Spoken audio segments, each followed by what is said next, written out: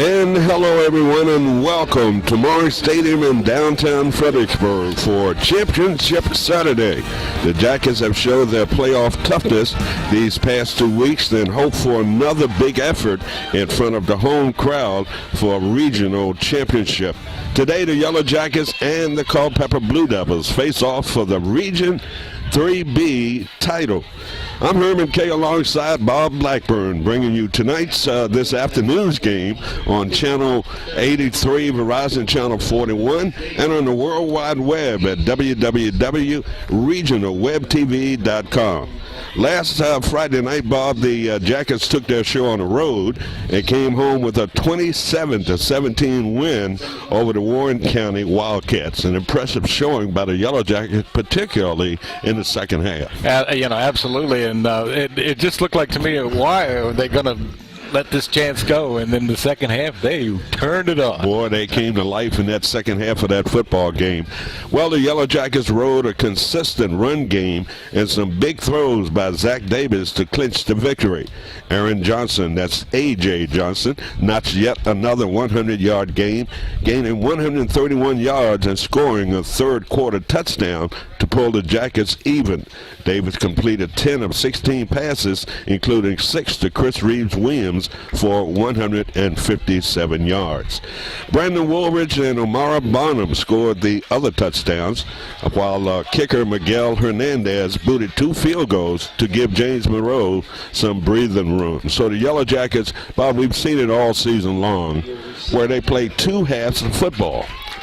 You know, I know. First half inconsistencies and not being able to get on track. But the second half, and we've talked about it before, it must be the speech by the coach at the halftime. Well, yeah, we would love to have been a fly on the wall, wouldn't we, to hear that one. Well, but I think the Jackets, if they ever put together two halves, the second half counts the most. Right? Okay. They can play with anybody if they can play consistent football for 4 quarters. And it's a type of game this afternoon in this region. Who would have thunk it, Bob? Back when the Yellow Jackets were losing, opened the season at 0-3 to get to this point where they're playing in a championship game. Hey, who's going to be Cinderella? That's right. So the Yellow Jackets and Culpeper is set to do battle right here at Monroe Stadium this afternoon on a somewhat warm, breezy afternoon. Good weather for football. There's your opening kick by Hernandez. Take it at the 4, out across the 10.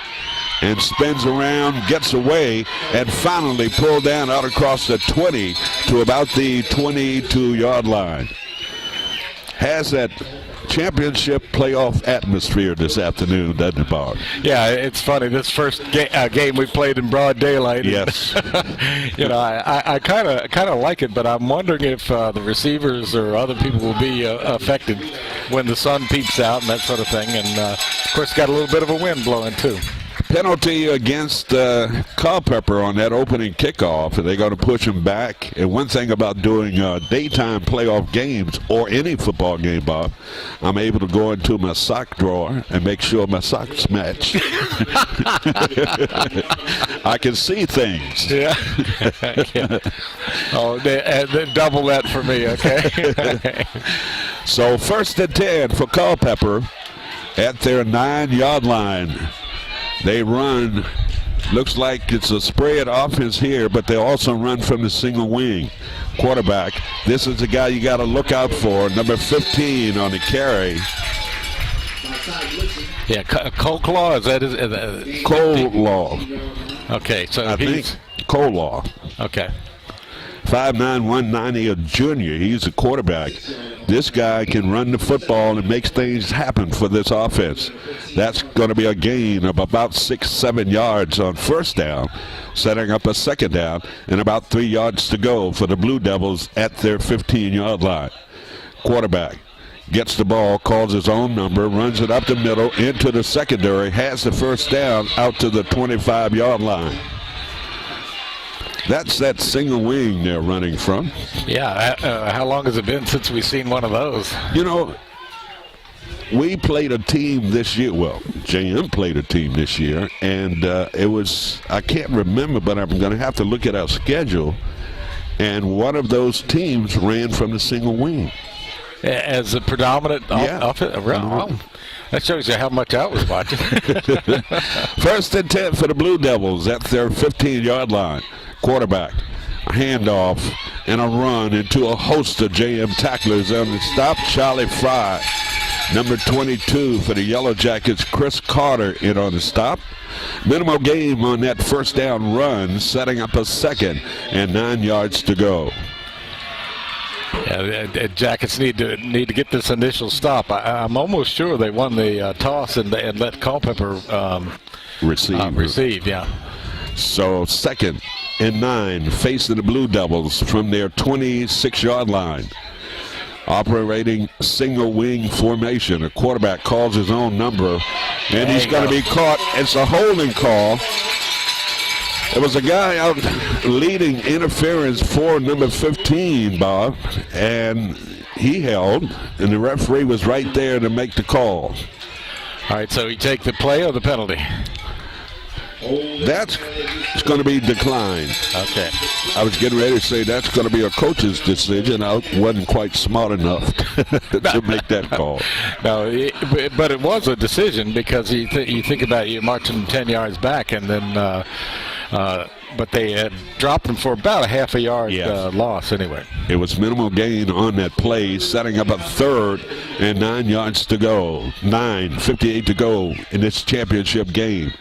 Operating single wing formation. Quarterback rolling to his right, throws a pass, has a man open, and that's number 11, Gabe Fry, 5'10", 215 senior, coming up with the catch.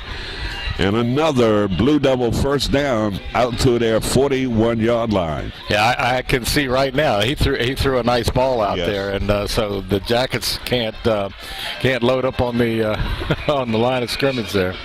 Well, we're going to see what JM team showed up today. Are they the team that will sit back on their hands in this opening quarter and allow Culpeper to do what they want to do, or will they get aggressive and stop this drive? First, at 10 yards to go, Culpeper 40, and it's going to be a handoff off tackle on the right side, and that's the pickup of about 3-4 yards. Bob, the Yellow Jackets have not figured out this Culpeper offense yet. They are bending but not breaking, but still allowing Culpeper to move the football. Yeah, and it's typical of JM. They're taking notes, and when they have to, they usually get that stop. And maybe too early. Certainly, they've watched the game films of Culpeper, and they have him in the right defense, but they might have to make some adjustments. Quarterback again, and nice gain of about 12 yards into JM territory, down to the 44-yard line. Number 12 checking into the JM lineup. That's Josh Coleman. Coleman is a 5'10", 183 senior, so already Yellow Jackets trying to make some adjustments on defense. Number 1, Gilson coming out for James Monroe. 8:26 to go. 3B championship game here at Maury Stadium. 1st and 10. Quarterback calls his number, trips over his teammate, falls forward and picks up a couple of yards.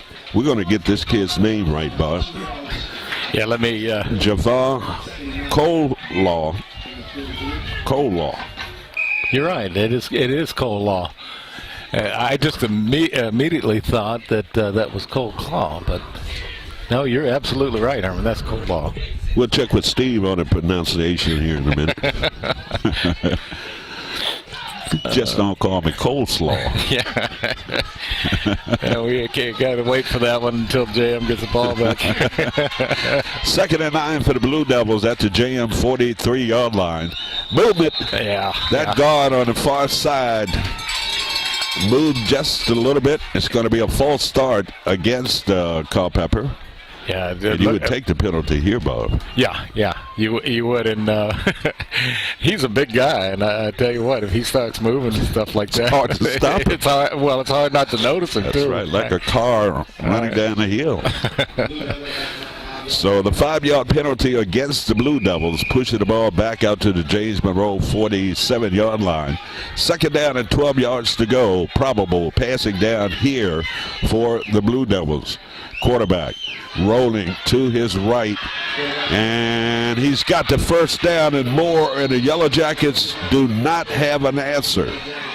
Wow, I tell you one thing, if he doesn't make it as a college quarterback, he'll be a running back. Well, sure. I tell you, this kid can operate, and he wasn't the original starter when the season started. You remember they were 0-5 to start the season. They made the change, and they haven't lost since, I think. Oh, for crying out loud, I did not know that, but I can tell you one thing, somebody made a brilliant move. Yes. So a 1st down for the Blue Devils on the move here with 7:02 to go in this championship game. 1st and 10 yards to go from the JM 30-yard line. A run, and number 21, Chase Brown, came in from the backside and made the tackle. That's a shame they have to hand off to somebody else. I think somebody else. The other Cole Law could run every play. I think. No gain on that 1st down play, setting up a 2nd and 10 yards to go for the Blue Devils of Culpeper, Virginia. You know, they had 2 teams up there that made the playoffs. The team expected to win the state got knocked out last week. We're talking about Eastern View. Yeah, and how about that? And how about Louisa coming back and whipping Dinwiddie? Quarterback throwing the ball. Nice one-hand catch, missed tackle. And a gain all the way down to the James Monroe 9-yard line. So the quarterback picking this JM defense apart with a nice pass and run. That was number 11, Gabe Fry. This is a kid you've also got to watch, Bob. Yeah, he looks like he's been eating pretty regular, and for a receiver, he made a nice catch on that ball. Boy, it's got to be humiliating for the Yellow Jackets to have Culpeper to take the football on this opening drive and run it all the way down in the red zone. Quarterback gets the call, bounces inside, and that's number 54, Kerry Young, in on stop for James Monroe. I just kind of noticing that some of the players are holding these blocks a long time and getting in some extra little punches there. I don't know if that's going to fire up after a while. Yeah, that'll help you out. Yeah. Gain of a yard on that first down play, setting up a second and 9 yards to go for the Blue Devils at the James Monroe, we'll say 12-yard line. Quarterback, number 15, Javar. I'll call him Javar for the rest of the evening. There you go. Javar called his own number and fights his way down inside to about the 6-yard line. Going to be short of picking up the first down. Culpeper faced with a third down and 5 yards to go at the James Monroe 6-yard line. Yeah, if the Jackets could stiffen up here and maybe get a field goal try out of them, that would help a little bit. So Culpeper taking a timeout. Timeout on the field. 4:49 to go in this 3B championship game here at Maury Stadium. Our score 0-0. Back after this.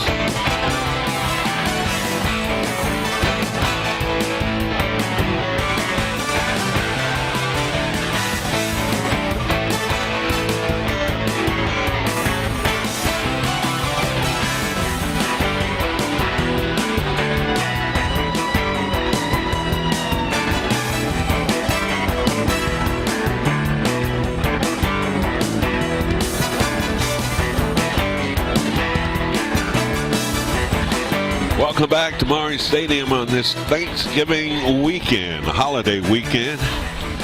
Turkey and football, nothing goes together better. Absolutely not. Maybe a little stuffing on the side.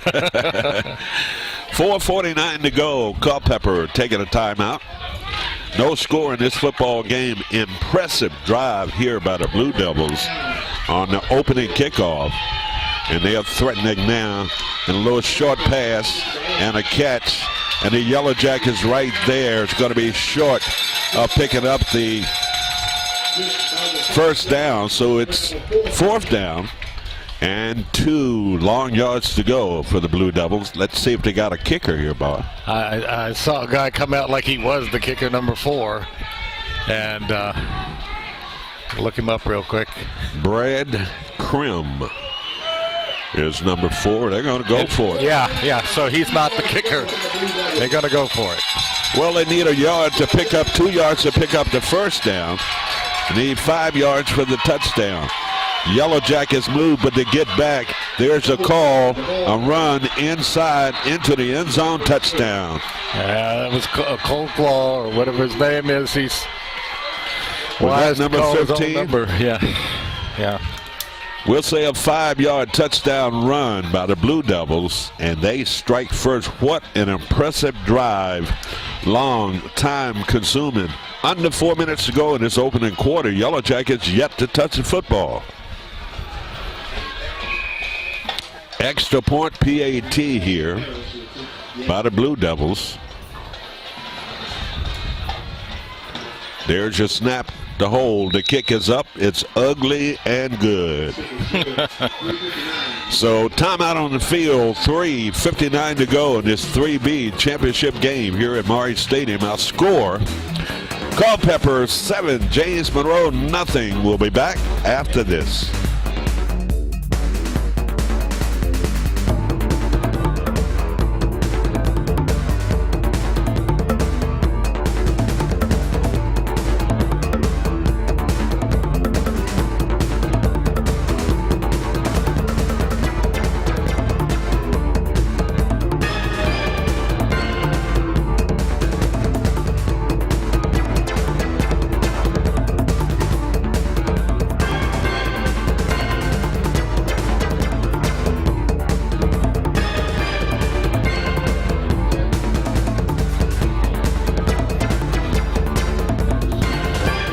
Welcome back to Maury Stadium. Blue Devils, impressive drive, Bob. Absolutely. 8 minutes off the clock? Yes. Wow. That was a time-consuming drive, and it's almost like the Jackets going to have to answer right back or the quarter will be over. And wow. And we're looking at a pretty decent Culpeper team. And number 15, he is the general out there, and he's directed his offense and coming up with that 5-yard touchdown run. Kind of squib kick, high bounce, And the Yellow Jackets and one of the up guys come up with that and went directly to the ground. Was that Warren said, I'm not a return man. I'm not going to run this thing back. Yeah, you see, he hit the ground right quick. I'm just wondering whether the kicker miskicked that ball or did he miss it? I don't know. Yeah. If that was purposeful, he was probably trying to keep it away from A.J. Johnson. 1st and 10 for the Yellow Jackets. First time this afternoon they've had the ball on offense. Quarterback under center, turns, and a nice run, feeling its way through. A.J. Johnson out across the 40 to the 41-yard line. Gain of 7 on that run. Boy, you see the patience this kid shows. Isn't he something? I tell you what, he uses every bit of block that he can get. I mean, he puts his hand on one of those linemen and kind of feel his way through, and the result was a 7-yard gain. Second and a long 2 for James Monroe at the 41. 2 receivers and a pass and a reception. And into Culpeper territory. Knocked out of bounds in front of the GM bench down to the 41-yard line. Love that play. Yeah, they just introduced Reeves Williams to the Culpeper Blue Devils. And I'm sure he'll make plenty of catches today. Simple pass to the flat. Reeves Williams got the reception. A nice run into Culpeper territory down to the 41-yard line. 2 receivers to the near, 1 to the far. It's going to be a handoff. That's going to be number 23 on the carry. Runs over a couple of Culpeper players. Conaway is huge, isn't he? Yes. Wow. Number 23, K.J. Conaway, 5'10", 229 senior, and certainly a leader out there on the field. Conaway picked up 9 on that gallop around the right side, setting up a 2nd and short. A little play action here, Bob. You can play with this 2nd down. Let's see what the Yellow Jackets will do. Got a receiver to the far side, man in motion. A fake and a pitch, and that's going to be Johnson. Nice defensive play by number 4, Brad Krim for Culpeper, who shot the gap and blew that play up. Yeah, that had to develop a little quicker for him to hit that hole, but why not? They had Culpeper thinking that they might go ahead and pass the ball, and they did run it, and wow, they got in there. Loss of a couple of yards on that play, setting up a 3rd down, and we'll say 3 yards to go for James Monroe. 2 receivers. Quarterback under center, looking to throw the ball, sets down with the catch, and that's going to be enough for a JM 1st down. Chris Reeves Williams, I like that play. That's the 2nd time they've run that play, Bob, and they've found success in doing so. Yeah, and Zach's throwing a nice ball. Yes. And I say nice and hard. But Reeves Williams he's got a good pair of hands. He really does. Showing great accuracy. We're talking about the quarterback for the Yellow Jackets, Zach Davis. Zach on the center. Turns, hands it off to A.J., who fumbled the football. Now he's got to get to the outside, and he turns the corner. In pursuit, hot on his butt was Gabe Fry, but he unable to catch up with the speedy A.J. Johnson. Yeah, he made that play work, because I tell you what, he almost got hit over there on that wide side when he made that turn. So he made that play. Yes, could have lost yards on that play, but the speed of Johnson outrunning a Blue Devil defender. 2nd at 5 yards to go for the Yellow Jackets at the Culpeper 25-yard line. Chris Reeves Williams to the near side of the field. Quarterback in a nice hole. Johnson. That was a little wildcat they ran that time. Yeah. That was a direct snap back to Johnson. I thought I missed something, because he got around there quickly. Yeah, that was a wildcat. We got an injured Culpeper player, number 7, going out. Lewis Chapman, 6-footer, 200-pound senior, injured on play.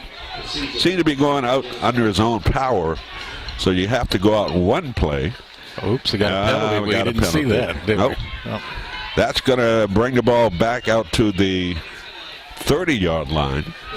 Penalty against the Yellow Jackets. Minute 2 seconds to go in this opening quarter. 7-0 Culpeper.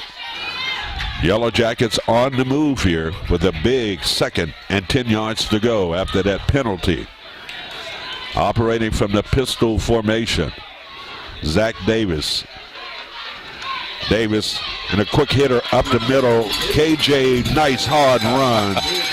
I love the way Callaway runs. Get in his way and you're going to pay. About a yard shy of picking up the first down, so it will be 3rd down and a long yard to go for James Monroe. This is 2-down territory, Bob. If they don't pick it up here on 3rd down, they'll certainly go for it on 4th down.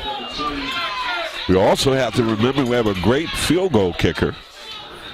So 3rd and about a yard to go for James Monroe. AJ to fumble the football and Culpeper falling on it. That's a shame. Oh, me. My goodness. Missed communication there between the quarterback and Johnson. Huge hole there, Bob, but he never put it in the breadbasket, as they say. He should not have pulled that out. He should have given it to Johnson. He had all the yardage he needed on that play if he did. Championship game, you've got to be focused. You can't make mistakes. And the thing is, we certainly hope Culpeper does not capitalize and extend this lead at 7 with 3.2 seconds to go in this opening quarter. Blue Devils break huddle. Open the season with 5 losses. Quarterback calls his own number and out across the 40 to the 41-yard line. That's going to end the first quarter of play here at Murray Stadium in this 3B Region Championship game. Our score, Culpeper 7, James Monroe nothing. We'll be back after this timeout.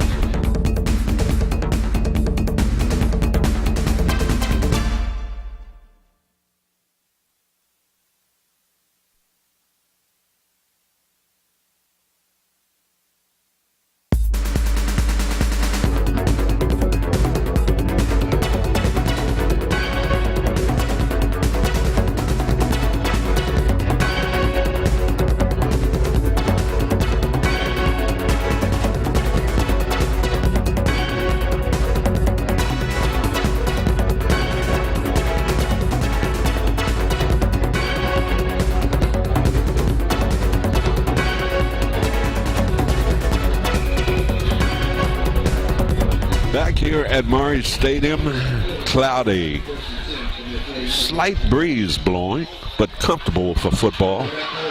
And Culpeper on the move out across the 45 to about the 48-yard line. This guy ever get tired, I wonder?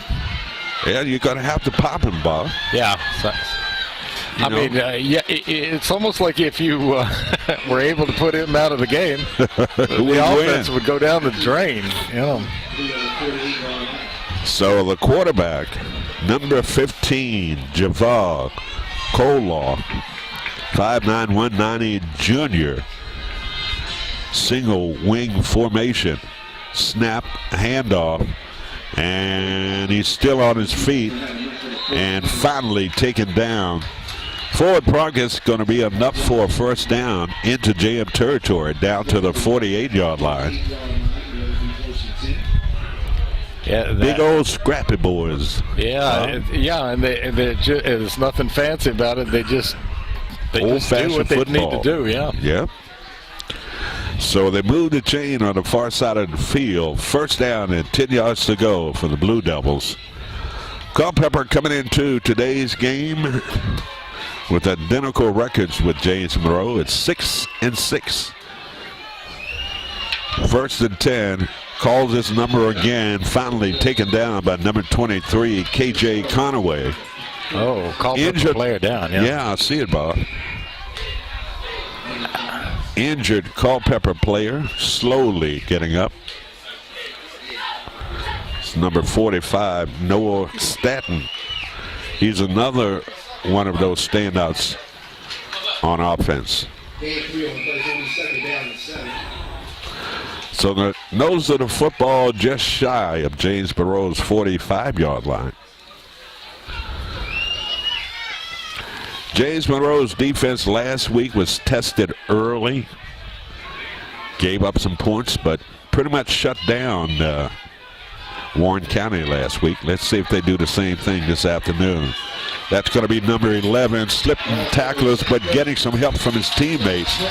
Yellow Jackets, the initial hit was made by Chase Brow, who penetrated and got into that Culpeper backfield. And a loss of a couple of yards, setting up a third down at 10 yards to go.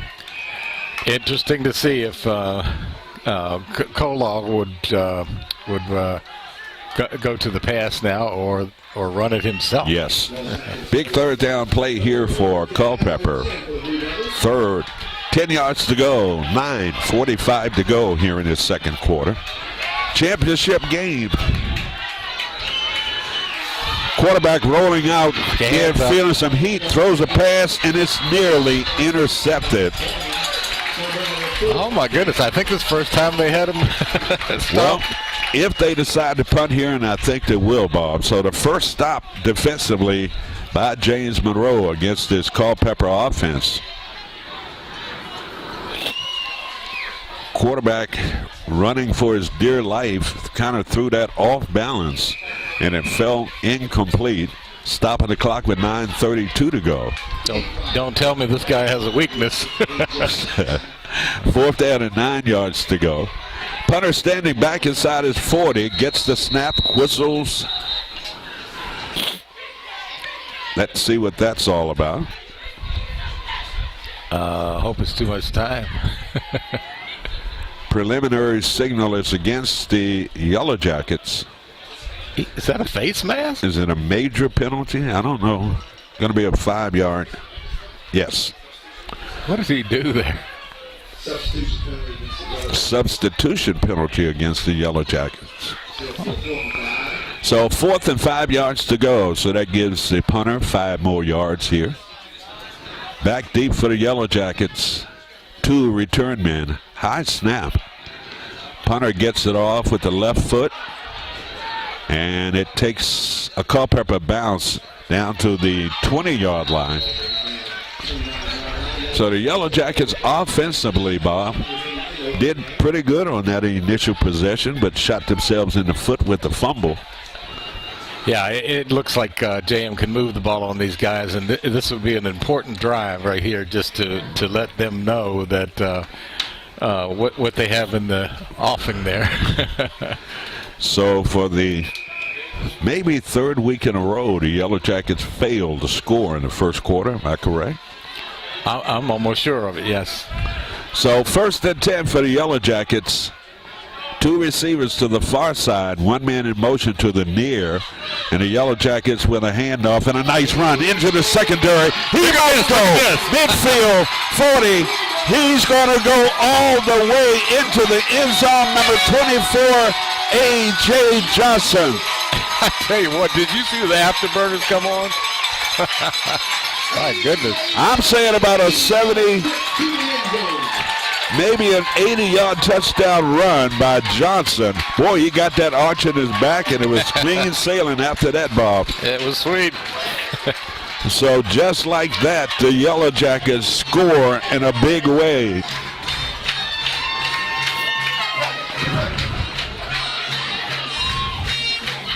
(7-6). Hernandez in for the PAT. The snap to hold, the kick by Hernandez. It's up, and it is good. Timeout on the field in this 3B Region Championship game here at a packed house at Mars Stadium. Our score, it's Culpeper 7, James Monroe 7. We'll be back after this timeout.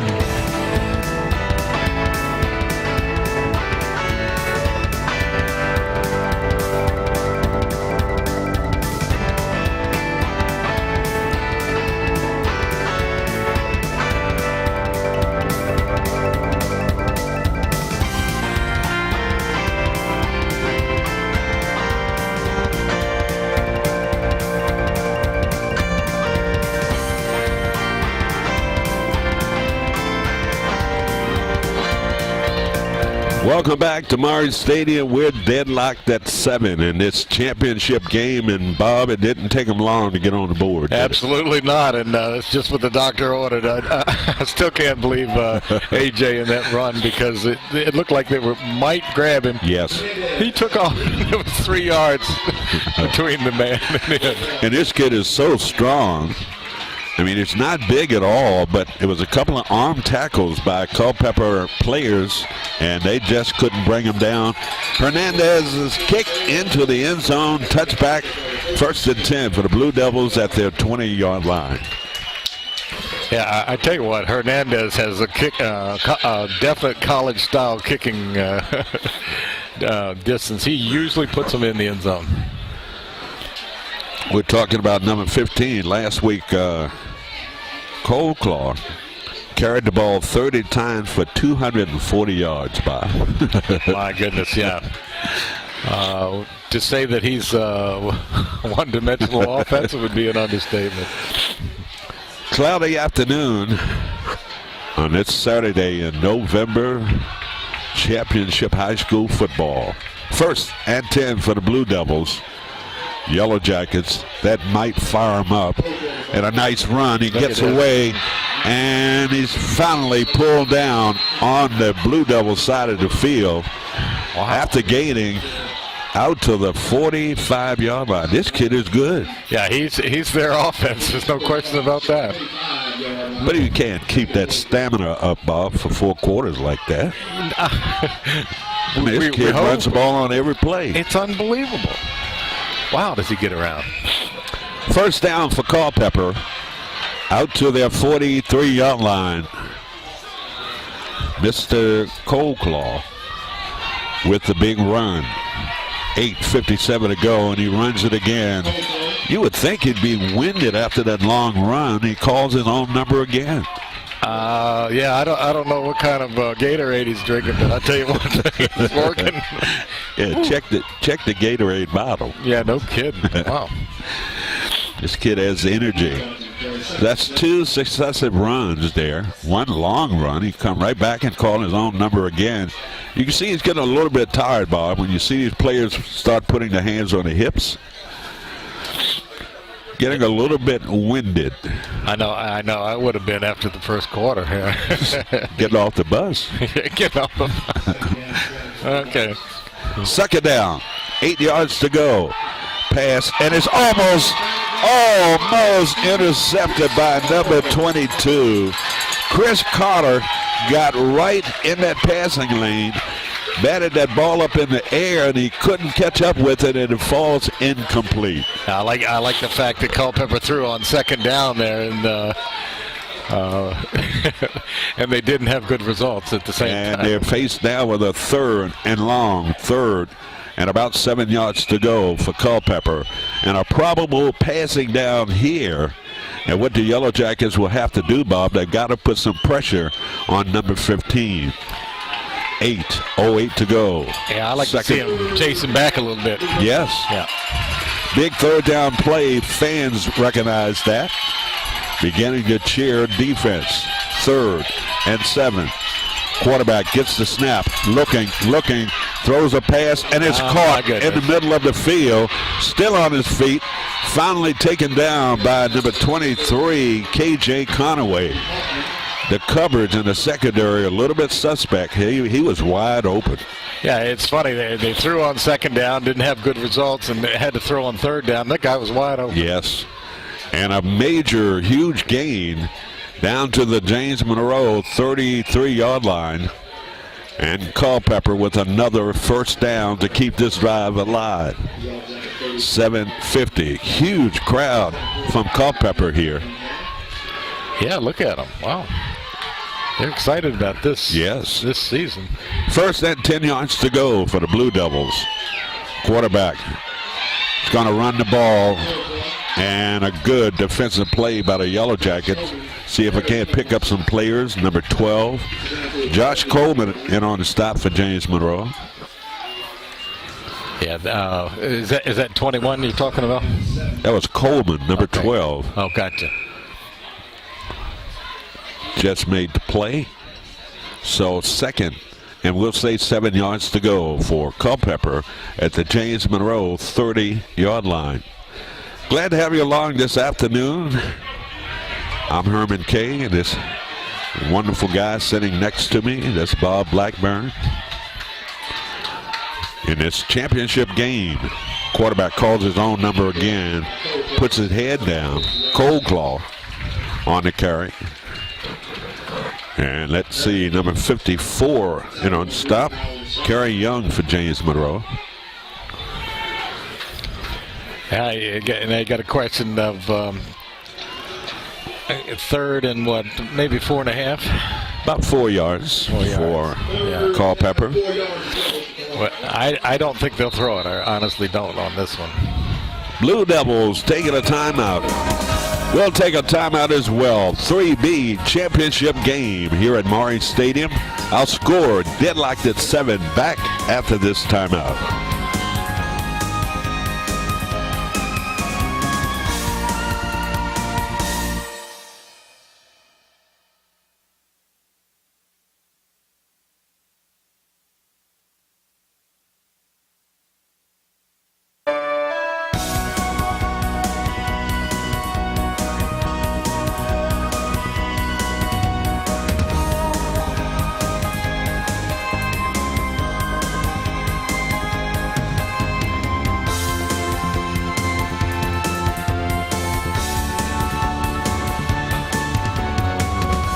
Welcome back to Maury Stadium, 7-7 tie, championship game. Culpeper taking their second timeout. Third down, 4 yards to go for the Blue Devils at the James Monroe 26-yard line. Man in motion to the near side of the field. Quarterback calls his number, and he will not get it. Cold Claw was hit in his backfield. Might have gotten back to the line of scrimmage, but no gain. 4th and 4. Okay, I got to say it. They called timeout to call that play, really? I'm sorry. It makes sense, did it? It really didn't. I thought for sure there was going to be some kind of crossing in the backfield and a quick throw in the flats or something like that, but okay. They called that mess. Yeah, they're going to go for it. 4th down and 4 yards to go for the Blue Devils. Big defensive stand here for the Yellow Jacket. Look at that formation. Single wing formation. The snap back to the quarterback. He looks to throw the football, throws it, and it's going to be a catch and a missed tackle, and finally pulled out of bounds down on the far sideline. That ball hung up in the air a long time with the completion. Defender had no idea where the football was. Yeah, that's amazing. Maybe that was the play they called in the huddle. I don't know. So they moved the ball down to the 5-yard line, 6-yard line. It's going to be 1st and goal for the Blue Devils at the James Monroe 6-yard line. If the Yellow Jackets have had any trouble this year defensively, let me be nice. 5:22 to go. Direct snap by number 15. He's trying to bull his way down inside to about the 2-yard line. Cold Claw on the carry. I'm so close to saying coleslaw. Luckily, that isn't a Thanksgiving thing. Beans and Franks and coleslaw. Okay. 2nd and goal from the 2-yard line. Yellow Jackets trying to dig in here defensively. Bet who's going to get the ball. And surprise. Did he finally get in? Yes.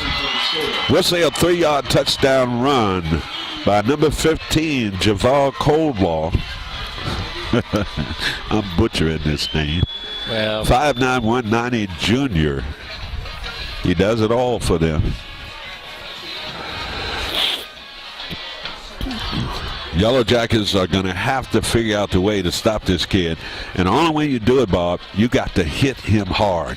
Yeah, and that's we've seen it, but not consistently yet. I've seen the confidence level of some great ball players go down to zero after they get hit hard. No, yeah. Extra point attempt here by the Blue Devils. High snap. The kick is up. Partially looked like it was blocked, but it goes across the crossbar. And a timeout again. 4:33 to go in this first half of this 3B championship finals here at Mark. 14-7 Culpeper back after this.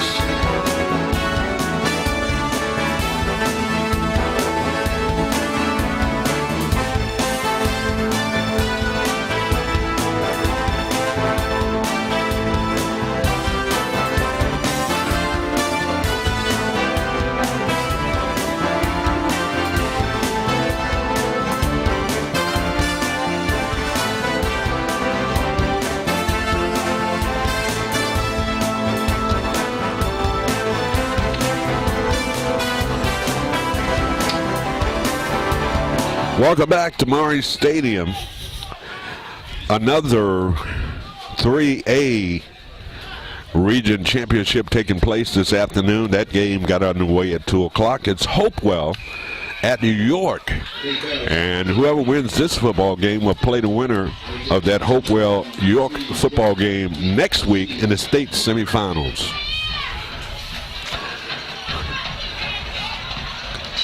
Squib kick again, and the Yellow Jackets fall on it. Nice play by number 12 for the Yellow Jackets, Bob. Josh Coleman coming up, fall on that football. Smart move in high school. You know doggone well they want to just scoop it up and just take off with it, but it's a smart move. I don't like that type of kick. You know why? Because if you doesn't go your way, your opponent ends up in pretty decent field position. Something tells me they either have a lot of respect for number 24 on the kickoff return, or they have a bad kicker. First and 10 for the Yellow Jackets at their 44-yard line. Zach Davis, the quarterback, a handoff and a run, streaking up the sideline. And that's going to be number 6, Zion Alston on the carry. Nice run. Yeah, Alston had a good game last week. Had a good game last week. Jet sweep around the left side into Culpeper territory, down to the 41-yard line. Nice crowd on hand this afternoon. Boy, Culpeper, they've got as many people over there as we have on the home side. Good Yellow Jackets again, first and 10. Nice handoff. A.J. Johnson on the carry down inside to 30 to the 29. 11-yard pickup on first down. I'll take that every time. Yeah, and they're starting to mix it up very well now. And I was watching 3 of the Culpeper players might have taken themselves out of the play, but they got up and walked back and tried to get their pride going again here. Number 14 and number 15, that's Turner White, Chris Reeves, Williams, split to the far side of the field. Quarterback, that's going to be a run. Bonham turning the corner on the far side. Nice juke move down inside the 25 to the 21-yard line. So the Yellow Jackets getting this offense in gear and moving the ball effectively against this Culpeper defense. Glad to see Alston and Barnum, getting some calls there, because they're not slow. Yes, they're good players. Well, we're faced with a second down and short. You remember the last time they tried it and they lost yards? Little play action here. Second and a yard to go. Zach Davis, the junior, gets the snap, looking to throw the football, has a man with the catch at the 10, 5, into the end zone, touchdown. Number 2. Woolridge, a 21-yard touchdown from Zach Davis to Woolridge. I like that play because he had blockers out in front. He did. It was beautiful. And you don't have to block a man to the ground. All you have to do is shadow that defender and allow that receiver to get by, and that's what happened on that play, and the Yellow Jackets scored on a nice passing play. Extra point attempt here by Hernandez. It is up, and it is good. We're tied at 14-3, 14 to go in this first half. 3B Region Championship game. Back after this.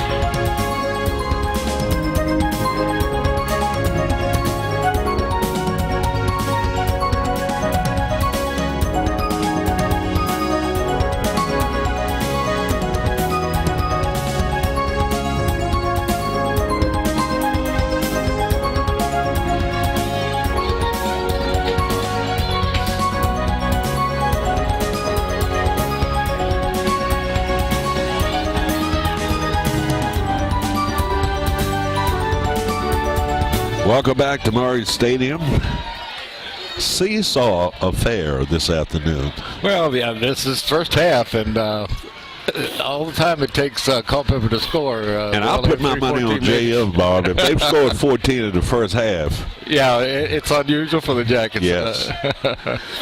So the Yellow Jackets clawing their way back into this football game. We're knotted at 14 with 3:14 to go in this first half. Hernandez with the kick, end over end, deep kick over the head into the end zone for the touchback. Not giving number 15 a chance back there, are they? No, not at all. I certainly wouldn't either. So 3B championship number 5 Culpeper at number 3 James Monroe. Region 3C, it was Heritage of Lynchburg beating Brookville. Final was 62-20, Bob. Brookville losing. When's the last time you heard of them losing by that score? Unless it was the first time JM and Brookville. But you also know what that means. Heritage must be loaded. Oh my goodness, I hadn't thought about that. First and 10, the Blue Devils at their 20-yard line. Quarterback calls his own number and slips in the backfield. Got a little help from number 72, Travis Dawson. There on the stop. Yellow Jackets taking a timeout. We'll keep it right here because we've got some stuff to look at when it comes to playoff action. And I said earlier, Region 3A, Hopewell taking on number 3, York. That's today at 2 o'clock, and whenever we get a score in that game, we'll certainly pass it along. They were talking prior to the start of today's game, Bob, here in the press box. If the Yellow Jackets win, will they host the state semifinal game next week? And I don't know. I don't think so. Well, I've heard two people say that because they rotate it, right? When you get to the state, don't they rotate it from region to region? Yeah, if that's the case, then there's we a might chance. host. Yeah, and okay, so I'm hoping for that. Nothing like a game at Monroe Stadium. Oh, nothing like a lot of games at Monroe That's Stadium. right. We got to get by this nail biter first. Well, Culpeper scored 14 points last week, made that win, and now they've scored 14 and they're tied. 2nd and 11. Quarterback's going to air it out. Good thing. And almost intercepted. Good coverage in the secondary by Alston. Boy, he covered him like a blanket on that play, Bob. Yeah, he had a little bit more arc on that ball, I think, than he wanted. But, yeah. Wow. Had too much air under it, and thus it floated. And Alston right there to make the big defensive play. Clock stopped at 3:01. Deadlocked at 14 in this championship game. Huge crowd on hand. Yeah, I want to see him throw it again here, and maybe one of the Jackets pick that rascal off. 3rd and 11. Last couple of times, Bob, Blue Devils with 3rd down situations, they've converted. Yeah. Quarterback gets the snap, throws a pass across the middle. It's broken up and nearly intercepted. Good coverage in the secondary by Barnum, and the Yellow Jackets hold. Got to make them punt back deep, and that's going to be interesting. That's only the second time the Yellow Jackets have forced Culpeper to punt the ball in this first half. Yeah, that's bound to give you a little confidence there coming into the. Two dangerous return men for James Monroe. Bonham along with A.J. Johnson. Back deep for the Yellow Jackets. Punter standing at his 5-yard line. 14-14 tie. Will the Yellow Jackets put on the pressure here? Here they come. And he gets it off. And it's going to be fielded and dropped. Bonham coming up and muffed the football. Got to give him a break, huh? Nobody feels worse than this kid. He certainly makes a lot more good plays than that bad one. Yeah. Well, I think the Jacket defense is up for the challenge, but it would have been nice to come off the field, wouldn't it? Yeah, and all of that because he wanted to make a big play. You could have got that thing on the fly. He was gone, Bob. Yeah, it was a high risk play, but Culpeper getting another break here. Fumble recovery 2 tonight. First and 10 yards to go. And that was a headshot. Oh, I know. That's Barnum. K.J. Conaway, stop for the Yellow Jackets along with number 54. My man, Kerry Young, 6-footer, 289 senior. And you talking about nice kids, Bob. I could say that about over half of the team. Yeah, they are nice, and I think at one point they were saying maybe they're too nice. Yeah, we need a fight at practice or something every now and then. Exactly. But a nice group of young men, and to be where they are this afternoon, you have to applaud the effort of this year's team because, they were down for the 8 count. Yeah, and we weren't even expecting a game 11, and then all of a sudden, since they got things turned around a little bit, they took advantage of it. They were down for the 8 count and got up on 7 and back on their feet boxing. Second down at 8 yards to go. And that's going to be 15 and no gain. Yeah, number 72, Tyrone Greenhouse, say none of that here. That was Greenhouse along with, is that Chase Brown? Yeah, I tell you what, yes. The JM defense is starting to thumb their noses a little bit now. Telling them to bring it on. We talked about two of the other regions, Bob, Region 3D. Lord Bordertot beat Staunton River.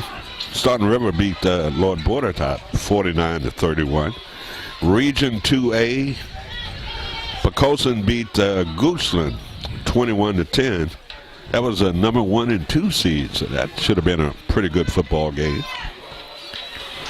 Yeah, I'm looking at the 3C again. Heritage and Brookville must be 10 miles apart or something like that. Yeah. And yep. Well, that must have been a hard pill to swallow for Brookville. I know they got a lot of pride there. 3rd and 7 yards to go. Back to live action here at Maury Stadium. At the 45-yard line, quarterback looking, throws a pass, and it's going to be intercepted by the Yellow Jackets. Yes. All right, boys. All right. Brandon Woolridge coming up with the intercept at the JM 30. See where they spotted at. Right at the JM 40-yard line. I tell you what, I'm impressed with Cole Law or Cole Claw, whatever. Okay, but on his long ball, no, that ball is way up on the arc. And yes. You can see his mechanics for throwing a football are not that good. Thus, he was off balance when he let that ball go, and it floated, and the Yellow Jackets pick it off. Zach Davis, flag coming out. And it's a pass over the head. One of those receivers a little bit happy to get started, Bob. Might have come across the line of scrimmage. Set him back 5 and go again. See if that's going to be an illegal procedure call. Yep. Did you actually spot the guy, or did it was on this side of the field? Came out a little. He'll remain nameless. Okay. You're the man. We protect these kids. Good. So, false start against the Yellow Jackets, setting up a 1st and 15 from the James Monroe 34-yard line. Plenty of time here with 2:19 to go in this first half.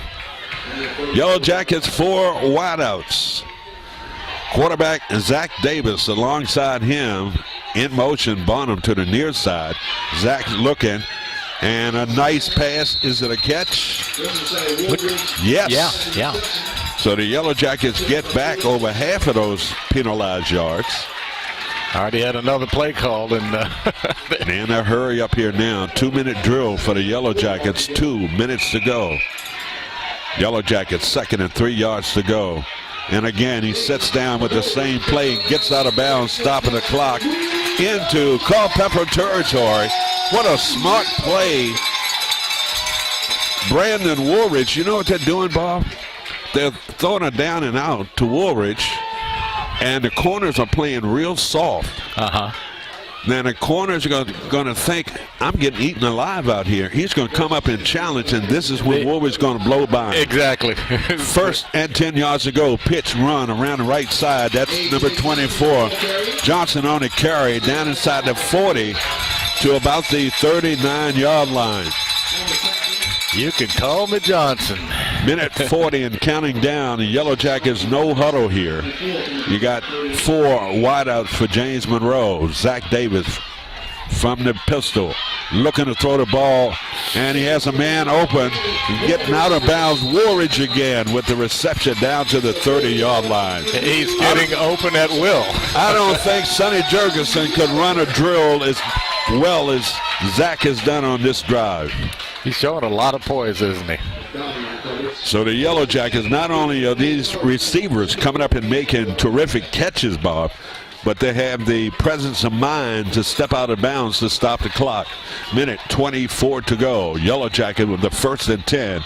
Culpeper's 30-yard line. Zach gets a snap. It's a draw. Oh, nice. And that's going to be A.J. Johnson turning the corner. Needs one block, and he's knocked out of bounds at the 6-yard line. Boy, was he tippy-toeing on that, yes, sideline, wasn't he?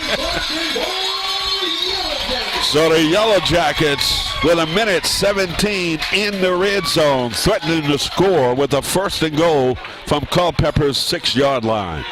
Yeah, as slowly as Culpeper's marches have been, they'd probably think, wow, the Jackets moved the ball, in 30 seconds like we moved it in about 5 minutes. Yellow Jackets break huddle. Noise level is going up here at Morris Stadium. 14-14 tie. Zach gets the snap, looking, running right. Got to get rid of it. He's going to try to turn the corner and runs into a defender, and his helmet flies off his head to the sideline. But it wasn't Zach's helmet. It was a helmet, it wasn't a head. Oh, man. So... Sorry to get it down in the 5, but they got it down to the 5 anyway. Yeah. Sorry. So, I'm sorry, Bob. No, I was interrupting you and thinking out loud. I'm sorry. Timeout on the field. 1:07 to go. Yellow Jackets threatening to take the lead in this first half in this championship game. Boy, we've seen a pretty good football game thus far from the Yellow Jackets. And Culpeper, Bob, they just won't go away. And the Yellow Jackets are saying, if you don't go away, we're going to score and try to take control of this football game. Right, and once they get used to number 15 and zero in on him, I think you'll see a lot more success. Last week, Culpeper in that semifinal game beat the number 1 seed Thomas Jefferson of Richmond. Right. And they only allowed 7 points in that game, so their defense stepped up to the occasion last week. But the Yellow Jackets putting 14 on in the first half is letting Culpeper know we're not afraid of you, and we're going to score when we can. Yeah, and quickly too. They must must be surprised. It says, wow, these guys, you never know who's going to carry the ball and how far he's going to go. He's mixed it up very well here in the second quarter as far as receivers and ball carriers. Back to live action, 14-14 tie. Second and goal. Pitch. That's Johnson on the sweep. Cuts it inside, into the end zone. Touchdown, A.J. Johnson. Nice job. 6-yard touchdown run. Did you see the patience on that run? He let his blockers get out in front of him and went on in. So for the first time this afternoon, the Yellow Jackets have the lead in this football game. 20-14 with Hernandez on for the PAT.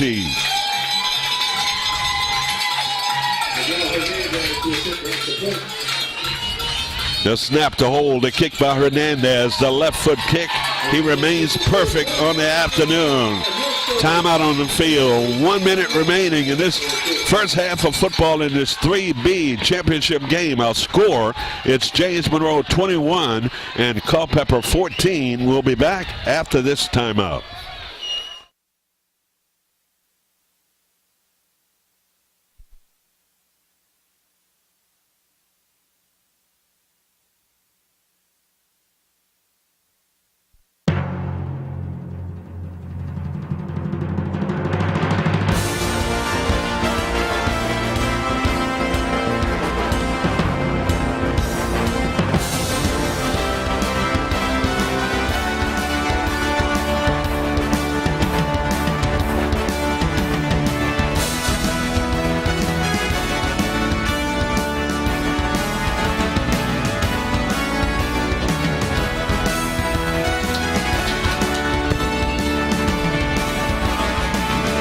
Welcome back to Marine Stadium, 21-14, James Monroe. They've come from behind, and this guy fooled us, Bob. We thought he couldn't kick.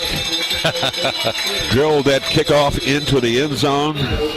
Oh, that's Hernandez. I'm sorry. I was spun around. Yeah, I was saying, what are you saying about Hernandez? What? All right, let's see. Let's see. You ever in a situation where you're somewhere and you said, where am I? I just had that moment. Oh, okay. Let's see. There's a psychological term for that. I'll have to think of what it is. Crazy. No. So 1st and 10 for Culpeper at their 20. They better be safe here, Bob. They've switched from that single wing. Looks like a spread offense here. Quarterback looking to throw the football, and he just throws it up for grabs. Too high. And it's caught, but out of bounds. Yeah. That was a nice one-hand catch by number 1 for Culpeper.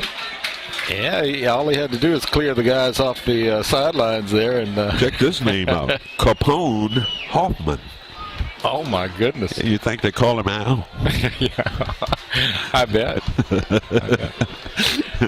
Okay, I can tell you right now, Coleclaw or Coleclaw or whatever. And I've seen it spelled both ways, so I'm wondering. So anyway, he doesn't throw a good long ball at all. 2nd down and 10 yards to go for Culpeper. You got to watch Hoffman, Capone Hoffman. 2nd down and 10, a quarterback. Feeling the pressure, Fry with the catch. Yeah, that he can do. Boy, they took down. Got a fan on the far side, Bob. Yeah, look, they're down, yeah. Yeah. They're looking at that fan over there. He took a real shot. Still down.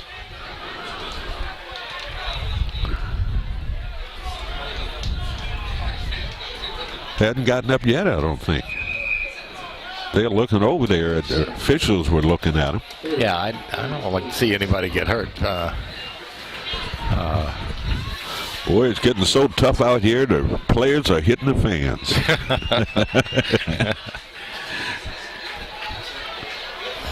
You know. No, I'm going to leave that alone. 3rd down and about 3 yards to go for Culpeper at their 27-yard line. Now we're getting an official stoppage of play. Nope, it's going to be a penalty, a delay of game against the Blue Devils. Now, if the Yellow Jacket can play it smart here and tighten up in that secondary, Bob, you know they're going to throw the football. Exactly. I'm going to pick 6 right about now. Yeah, that would really pound them. That would do it. So the Yellow Jackets now are having a discussion, a zebra meeting. This must be important. I'm calling them all in. That's about a, what, 5 alarm? 5 alarm. Somebody dialed 911. Uh-oh. Yep. Uh-oh. What are they back in jam up now? What's up with that? They made the wrong call. So now they are penalizing James Monroe and pushing the ball out to the 30, make it 28-yard line. Okay. They're explaining to the JM bench what happened, and I'm sure they don't want to hear that explanation. No. So 45 seconds to go in its first half. 3rd down and about 3 yards to go for Culpeper at their 28-yard line. Yellow Jackets. And it's going to be a run. Number 15. He's going to get out of bounds. Yeah. Hold. Javar Coldlaw. You think his teachers butcher his name like that at school? Well, I know we've done a good job with it, haven't we? We don't need any help on that end, do we? No. Think of the number of teams. Okay, so this is what, their 13th game? Yes. Okay. And if we haven't murdered somebody's name by now, oh my goodness. You know those 2 guys that broadcast the games that butchered. Yeah, right. We'll claim we don't know who they are. That's right. Not us. 38 seconds remaining. 21-14, James Monroe championship game on a cloudy, nice afternoon in November. Certainly hope you had a great Thanksgiving.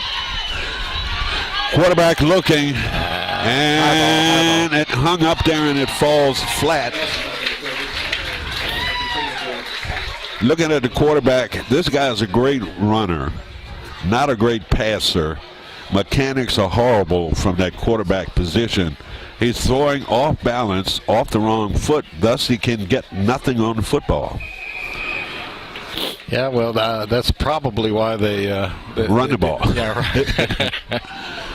And nobody can question that this guy can run the football. Boy, they're taking a big risk here, putting the ball in the air with 32. You would think they'd run the ball and try to go to halftime. I mean, they're risking an interception here. Quarterback gets the snap, looking, fires a pass across the middle, almost intercepted. Aiden Ryan had the bead on that football ball, but it just could not come up with the interception. That's what I'm afraid of if I were the Culpeper coach. Yeah, absolutely. And this will let you know something. Okay, if this happens in the second half and they need to get down the field, they're telling a story right here. 21-14, 3rd down, 10 yards to go for the Blue Devils at their 35-yard line. Got to put some pressure on that quarterback, too. Standing back there, Yellow Jackets showing blitz. Now they back off. And it's going to be a long pass. He's wide open. Goodness. And missed tackle. Goodness. He's going to go. My goodness. I did not believe that. Missed tackle, long pass. That's going to be 65-yard touchdown pass from the quarterback. Who's the receiver? I didn't catch that. That was number 1. That's our guy, Al. He waited at least 3 seconds for that ball to come down, and that's how wide open it was. And the defender lost his man, thus resulting in a long touchdown play. Boy, I'm telling you, Don't want things like that to happen at just before the half. 18 seconds to go. And Culpeper extra point away from tying this football game up. The snap, high snap, the kick, and it's partially blocked. That'll help. Yes. So the kick is blocked. Yellow Jackets remain a 1-point edge here with 18 seconds to go. We'll keep it right here. What a first half of football here at Maury Stadium. It's a championship game, Bob. Yeah, it's just amazing, the unlikely idea that the man could be so wide open, wait for the ball to come down, and then break loose for the touchdown. Yep. And it was 3rd down and 10. And if the Yellow Jackets could have held on that 3rd down, they could have forced them to punt the football. Wasn't much time left to do anything, but certainly didn't want that to happen. So okay, well, there's always a kickoff run back here. Oh, we can run it back. Yeah, all right. So 21-20, James Monroe with a 1-point lead here at the half. Look at the kickoff return team trying to get up there. They know where the ball's coming. And short and ugly. Come on. So the Yellow Jackets await the kick here by Culpeper. And the ball fell off the tee. I don't blame him. He hadn't been getting much business. I think if it falls off 2 times, you got to send somebody out there to hold it. Hold it, yeah. Here's your kick. It's going to be a short kick fielded by the Yellow Jackets. I don't understand that, do you? Not at all. When you had running room, on the return. Oh, yeah. No kidding. I think the Jackets are playing it a little bit safe. Yeah, that one he could have grabbed and gone with it. Yeah. I mean, your chances of running it back are far greater than falling on the football. So 17 seconds to go. And a quarterback for the Yellow Jackets. Zach Davis has a great arm. Watch the matchup on the near side of the field. Number 2, Brandon Woolridge. Yellow Jackets, Woolridge. And there's a pass over the middle. And, he's still on his feet. A.J. Johnson down to the 30. Yellow Jackets have to take a timeout. 8 seconds to go. The clock will start. He's got to. They may not have a timeout, Herman. Surely they would have called it. And they clocked the football. Okay. Well, the chain had never got set. They couldn't start the clock until the chain got set. So the Yellow Jackets could have waited a little bit before clocking the football. 7.9 seconds to go. You got to go to the end zone here. You ever seen a quarterback fake the clock and then fall back? I don't think I could ever remember that. Big catch by A.J. Johnson, Bob, and he nearly got away. So the Yellow Jackets going to go for the field goal here. It's going to be a 46-yard field goal attempt here by Miguel Hernandez. 46 yards. The snap, the hold, the kick by Miguel is up. And it is my goodness. Good. Oh, my goodness. My goodness. 46 yards. We'll say 47 officially. 47-yard field goal by Miguel Hernandez with 2.7 seconds to go. That's incredible. Man, he could have kicked that from 50. Yeah, all year long he's been gradually trying from a little longer, and this one sets the record. That's going to be a record kick by Hernandez. We'll have to check the record books, Bob, but in my memory, I don't remember. We've had some great kickers here at James Monroe, but I don't ever remember a 47-yard field goal. Do you? I don't think so, unless David did. I know he had a couple long ones, but Not 47, I don't think. You're probably right. That was a beauty. So Hernandez. Boy, this kid deserves a game ball. Hernandez with the kick, and he booms it into the end zone. That's about 8 yards deep in the end zone. Touchback, and Culpeper will have it 1st and 10 at that 20-yard line with only 2.7 seconds to go. Well, we got to check the record books, but I think that's got to be the longest. I know I was sitting there gritting my teeth for a long time.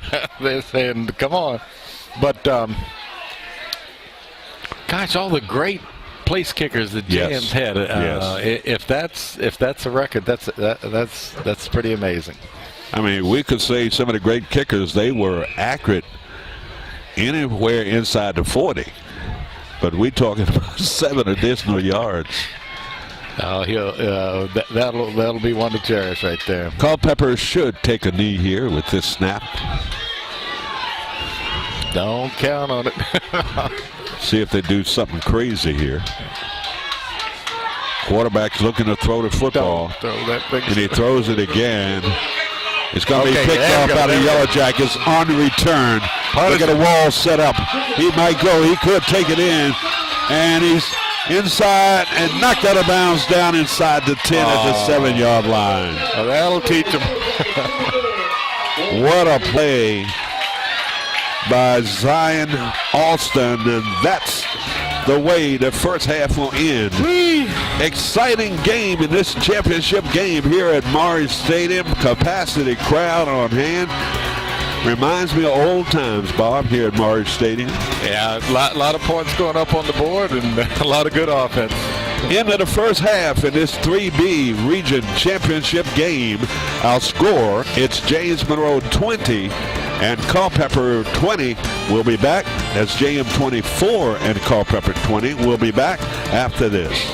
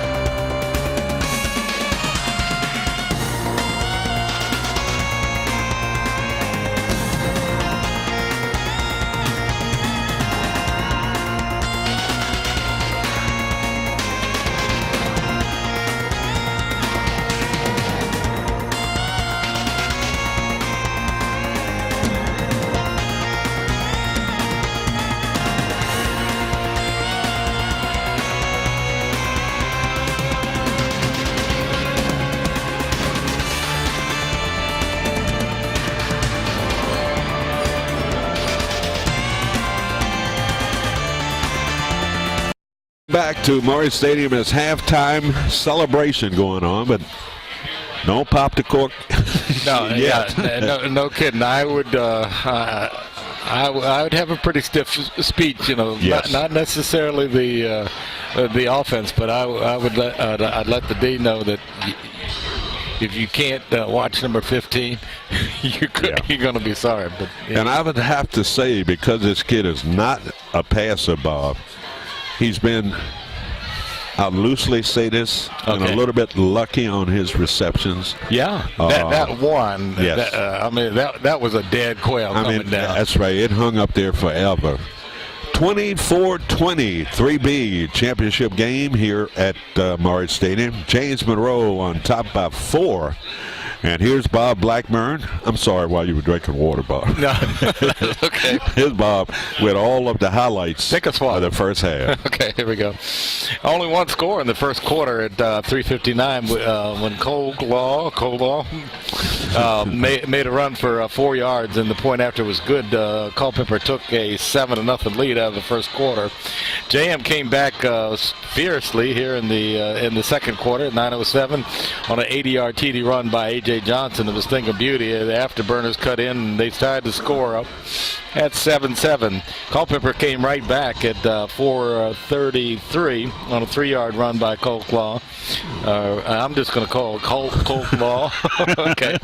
Anyway, point after was good. Culpeper took a 14-7 lead. JM came almost right back on a 21-yard TD pass from Davis to Woodridge. Point after was good, made it 14-14. JM scored again with 1 minute left on the.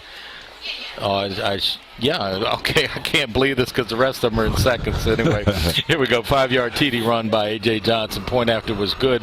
Made it 21-14. And then Culpeper came back on a Hail Mary pass with 18.1 seconds left in the first half on a 64-yard pass. We didn't get the receiver, but I'm sure he's not too upset. Anyway, the point after was not good. James Monroe held on to a 21-20 lead, and then the final score came with 2 seconds on a beautiful 47-yard field goal by Hernandez, and JM takes a 24-20 lead into the halftime dressing room. A lot of points. Thank you, sir. Yeah, a total of 44, if my math is correct, 44 points in the first half, an exciting first half of football. Yellow Jackets can't stop the Blue Devils, and the Blue Devils can't stop JM. Yeah, so if it's going to be a score fest, it's a score fest. Yeah, two good teams, and we've seen this before in the state finals. Remember the first time against Brookfield, James Monroe, and in a thriller down in Lynchburg, that game that the Yellow Jackets won the state championship, but it was a seesaw back and forth game, and we're seeing that type of game this afternoon between Culpeper. 2 6-6 teams coming in here this afternoon. Nobody expected either team to be here in this region championship game, but here we are, and we've been blessed with a great half of football thus far, and the Yellow Jackets hanging on to a 4-point lead. So yeah, who would have thought when they rearranged everything and they had this and you're in this division, you do this and do that. Teams with now James started out with a losing record into the playoffs. Now they're up to even, and if they win today, of course they'll have a winning record. Yes. But is that the reason they rearranged things like that? We kind of like it because it allowed us to get into the playoffs. Sure, and the teams that are hot at the end, they're the ones that win. Right. And plus, with being a third seed, Bob, has been to JM's advantage throughout the playoffs because they were able to host the game today because of that. Yeah. And if you're hosting with 4 victories, what the heck? Yeah, that's right. Take it and run, right? You're in pretty good shape. I see you got some stats there. Yeah, let's see. This compliments of Steve Franzello with Freelance Star. It's always good to sit next to Steve. Let's see, Culpeper, 12 first downs and rushing Colclaw. 23 attempts, 111 yards, and 2 touchdowns. As far as passing is concerned, the same man, number 15, he was 7 for 16 with 1 touchdown. I'm sorry, and a total of 164 yards. Wow! So the statistics for number 15 are really good. Anyway, over on JM side, they had 11 first downs, and as far as rushing is concerned, A.J. Johnson was 9 attempts for 140 yards and 2 TDs. And as far as passing, Davis is having a great day. He's had 7 attempts, 8 completions, and 1 interception. That's it for 110 yards. Yeah. So did they have Johnson's receiving yards too? He had 140 something rushing. No kidding. I forgot about the receiving yards. Yeah. So add some to that too, but pretty well split down. Yes. As far as statistics are concerned. But JM coming out with a 4-point lead after the first half. Thank you, Bob. Well, I'm kind of happy where we are. 24 points today. Last Friday night they scored 0 points. Am I correct? It was 10-0 at the half. I thought they had a field goal. A field goal, yeah. So it might have been 10-3 at the half last week. But I can check real quick. they need the Yellow Jackets have come out just having trouble stopping Culpeper, and particularly number 15, our friend Javar Colaw at 5'9", 190. Junior. This kid can do it all and has done it all for his teammates out there this afternoon, accounting for all of their points, whether he scored himself or through passing the football. Yeah, when they told us up front, look out for number 15. I tell you, he is he is a player. So it's halftime here at Monroe Stadium on a festive holiday weekend. 24-20 3B championship game. We'll be back with our third quarter kickoff coming up after this.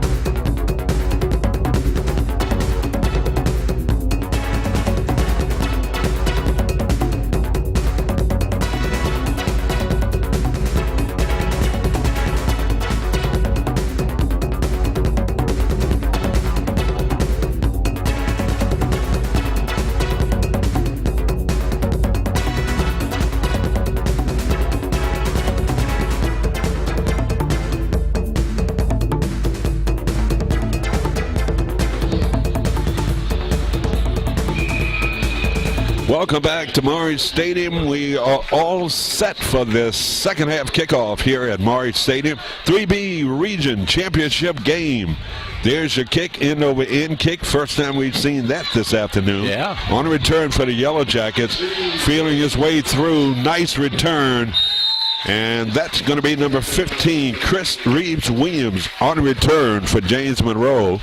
Nice return out to the James Monroe 47-yard line. Yeah, I think the basketball coach was watching him go up those sidelines. Don't hurt yourself.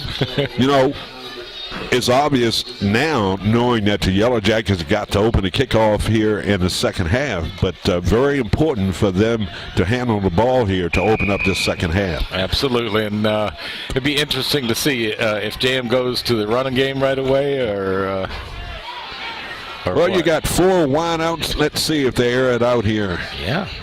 And what they're running now, that's Bonham bursting through down to the 40-yard line.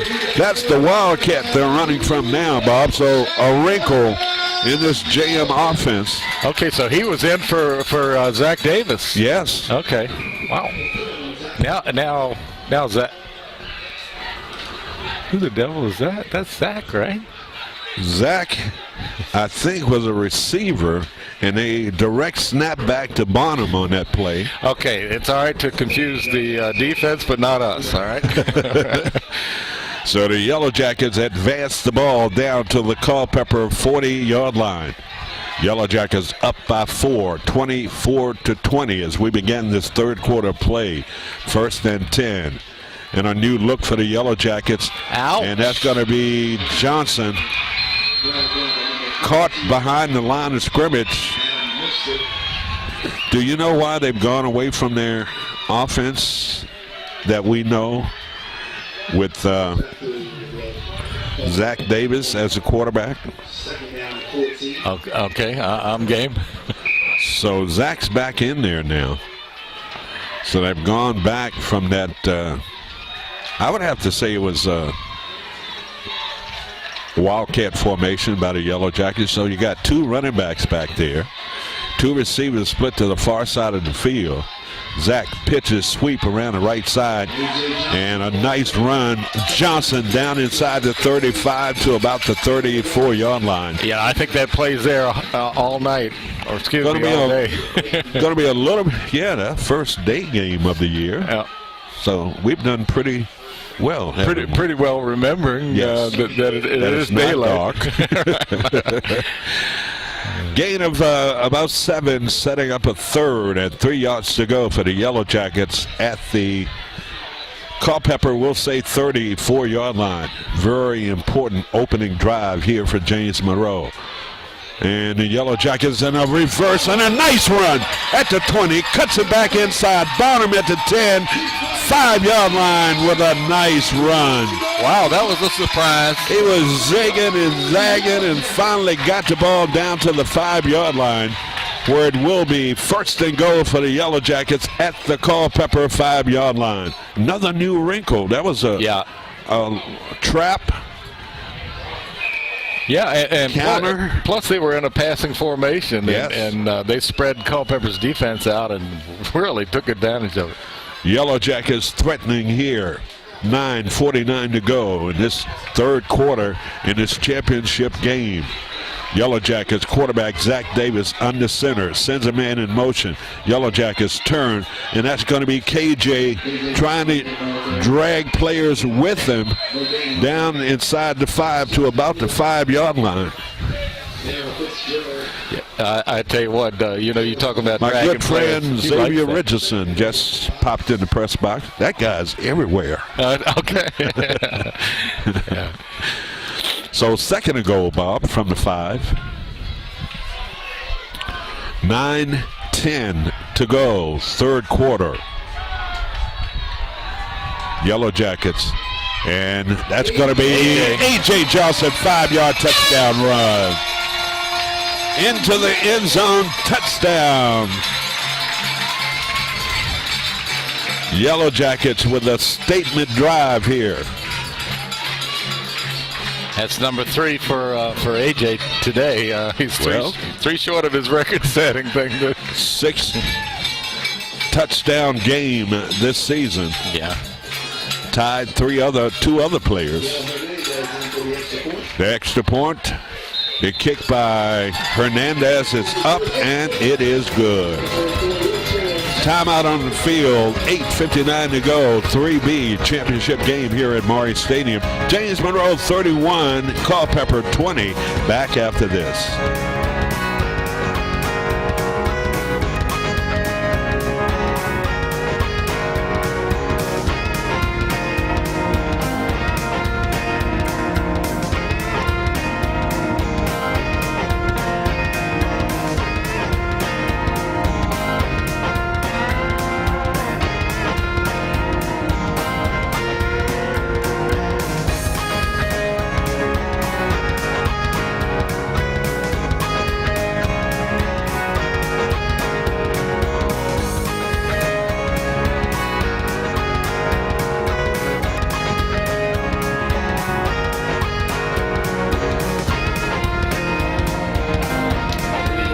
Back here at Maury Stadium, 8:59 to go, third quarter, 31-20. James Monroe up by 11. Hernandez with the end-over-end kick. My goodness. 10 yards deep.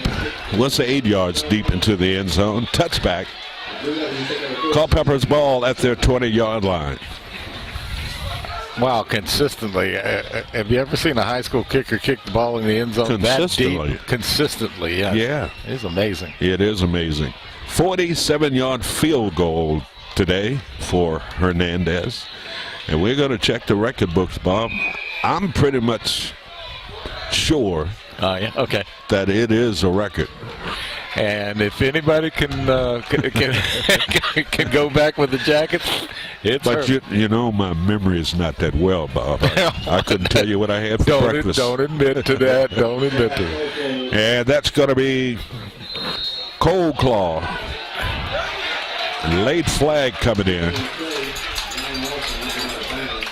And was that against the Yellow Jackets? A late hit out of bounds, wasn't it? Oh, I heard some Jacket fans clapping.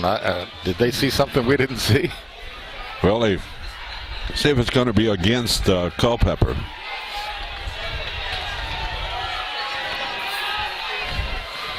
Saw the referees get in there, but I haven't seen a flag yet. So what's the call here?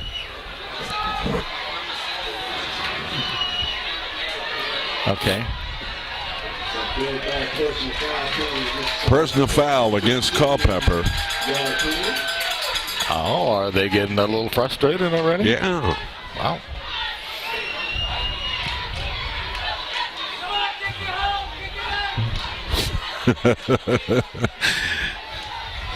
Pretty bad when the fans know the referee's first name. Oh my goodness. Whole name. I think this is the same crew we've seen in a lot of games, yeah. So, major penalty here against Culpeper. Pushing the ball back to the 14-yard line. Where it will be second down and about 18 yards to go for the Blue Devils. Yellow Jackets get a break here, Bob, and they can score. And that's a run around the side. The ends are very weak. Nice run. Close to a first down. Well, they're going to spot it about 2 yards shy of picking up the first down. That's too easy. Yeah, you can't have that inconsistency. You get them back, you want to keep them back. Jack Hardy checking in. He's the backup quarterback to Zach Davis. Got Zach in there playing some defense. Really? So third and about 2 yards to go. I think Zach is just a pure athlete, Bob. Yeah, apparently so. I've never seen him come up on that on the day before. And a nice hit by number 22, Chris Carter. He just blew that play up, got into the backfield, no gain. That's going to set up a fourth down. Fourth, and what, a yard to go? Yeah, a little bit less, but I mean, anytime it's fourth down in your own territory. Well, let's see if they're going to go for it here on fourth down. Boy, that's a gutsy call. Yeah, that is. Down by 11. Plenty of time left in this football game. Boy, that's. Yeah. They're going to go for it on fourth down. Fourth and a yard to go at their own 29-yard line. And they've got the first down. That's Cold Claw on the carry. Yeah, I was going to say, guess who? Well, we got the pronunciation of the number 15's name. We had to do it phonetically and with a hyphen in the Yeah, right. So and it's we wrote Cold, it in big letters. Yes, right? big letters. So Cold Claw Mm-hmm. is the correct. So that means I'll stay away from that other shredded cabbage stuff. All right, now. First and 10 yards to go for Culpeper at that 35-yard line. 7.5 minutes remaining. And they keep it on the ground. A nice defensive play. Number 21, Jay Sproul. Jay has developed into a real good football player and a doggone good young man. Good, because I tell you what, at the beginning of the year, I don't remember calling his name that much, but now, every game he's earned that starting position, and he's played extremely well. Second and 11 yards to go. Culpeper at their 34-yard line. Single wing formation. Here comes the blitz by the Yellow Jackets, and it's going to be a throw, and it's out of bounds, incomplete. Well, it was intercepted, but out of bounds.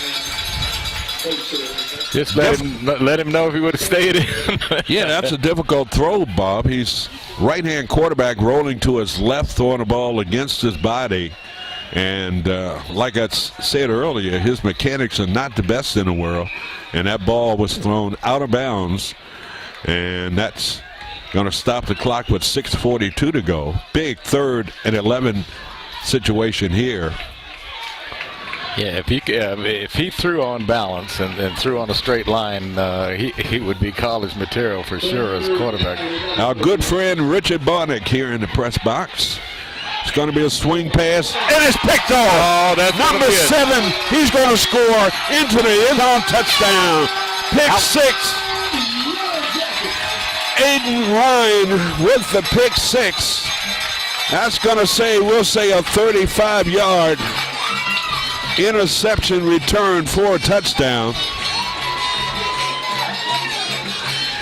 That ball was off the fingertips of the intended receiver, and Ryan stepped right in there and picked it off and returned it 35 yards for the touchdown. Wow, that's a backbreaker there, because Culpeper's going to have to throw more and more, and I think that's going to be a danger for him. PAT by Hernandez. We're all set. The snap, to hold, the kick, it's up, and it is good. Hernandez remaining perfect. 6.5 minutes to go in this third quarter in this 3B championship game here at Maury Stadium. Our score, JM 38 and Culpeper 20. Had a flag on the play.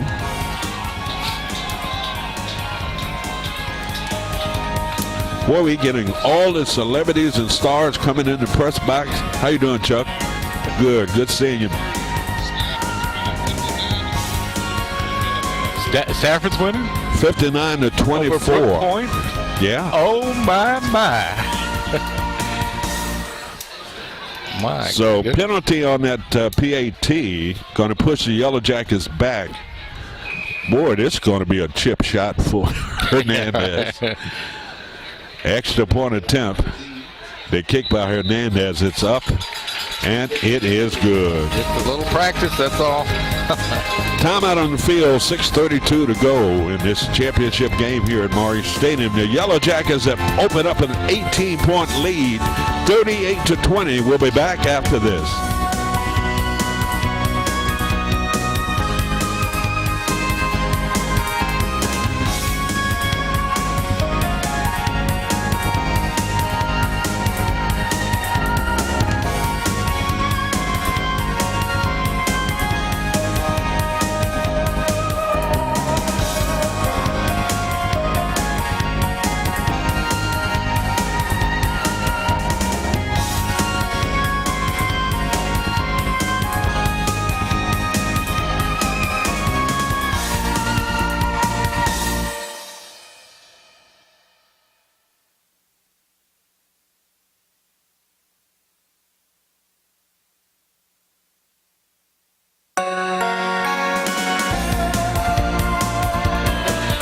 On return for Culpeper.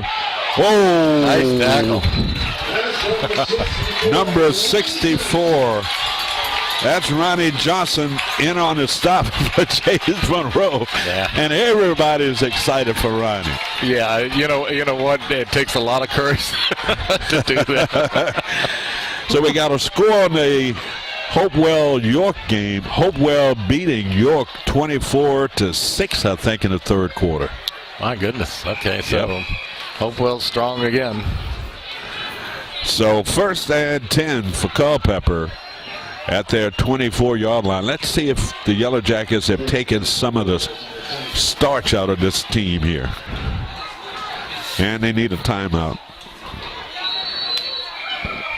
So we'll keep it right here. Timeout on the field. Culpeper taking a timeout, Bob. Yeah, they're a little confused in there, it looked like to me. They came out to line up.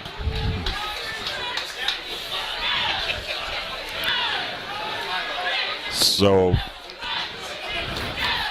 Culpeper a little bit confused now, Bob. Yeah, and I hate to say it, but they have a one-dimensional offense there, Yes. and once that gets beaten, it's going to be hard for them to rally up here. Yellow Jackets played 2 scrimmage games prior to the opening of the regular season. One of those scrimmage games was against Culpeper, and JM beat them pretty handily. Huh. And they went on to win or lose the first 5 games of the season. Yeah. After that, and So we pretty much counted them out. And the big you got to give turnaround. credit. Yeah. 1st and 10 for Culpeper at there. And a run and a host of JM tacklers in on the stop. Yeah. See if I can't call some of the names of those guys peeling off the pile. I got a 21 and a 72. That's Jack Hardy too, Bob. Uh-huh. Number 78 checking in for James Monroe. That's Dion Carter. All 5'10", 330 pounds of Dion. Eating regular. Yep. So a gain of 4 yards, setting up a 2nd down and 6 yards to go for Culpeper at their 29-yard line. 5:50 to go, 3rd quarter. JM up 38-20. And quarterback's going to run the ball and stumbles forward out across the 35 to the 36. That looks like it might be enough for Blue Devil 1st down. Yep. Yeah, surprise on that play call. He is a very good running back. There's no question about that. Yes, he is. You know, looking at Culpeper High School, Bob, head coach Ken Wakefield, Culpeper, you know, at one time was in the Battlefield District, so they were a regular opponent of the Yellow Jackets. But since the realignment, now we're getting a penalty flag coming out. Too many guys in motion, I think. Illegal procedure. Illegal procedure call against, you know, they could get frustrated and self-destruct here. I'm talking about Culpeper. Yeah, we'll see what kind of spirit the core they have, and it looks like right now, without their prize quarterback, running back, passer, everything else, doing most of the load, they're not showing much. The spirit has gone away from Blue Devils, Bob. They're walking out of the huddle now. Yeah, they don't have that little sprint that they had before. 1st and about 15, 16 yards to go. And good tackle. Number 54 for the Yellow Jackets, Kerry Young, in on a stop. Yep, he did that all by himself. Yes. Good job. Short gain on that play, setting up a 2nd and we'll say 15 yards. 4:30 remaining here in this 3rd quarter. Sun coming out, peeking through the clouds. This overcast Saturday. Has the wind died down somewhat? Yeah. I see the flag over there still kind of blowing a little bit from west to east. 2nd down and 15 yards to go. Quarterback looking to throw the football, feels the pressure, gets out of that, getting to the outside, and gets the 1st down and more. Yes. Wow. He did a great job. Yeah, that's almost like they should call a play like that. Cold Claw on the carry. He had to pick up about 15 yards. He picked up 22. Into JM territory. Is a flag on the play? Yes. And it's going to go against Culpeper. Bob is thrown in the Culpeper backfield. That'll hurt. That was that was a big play there. Yeah, it was a big play. Number 15, Javar Coldclaw, quarterback, missed to do everything for Culpeper.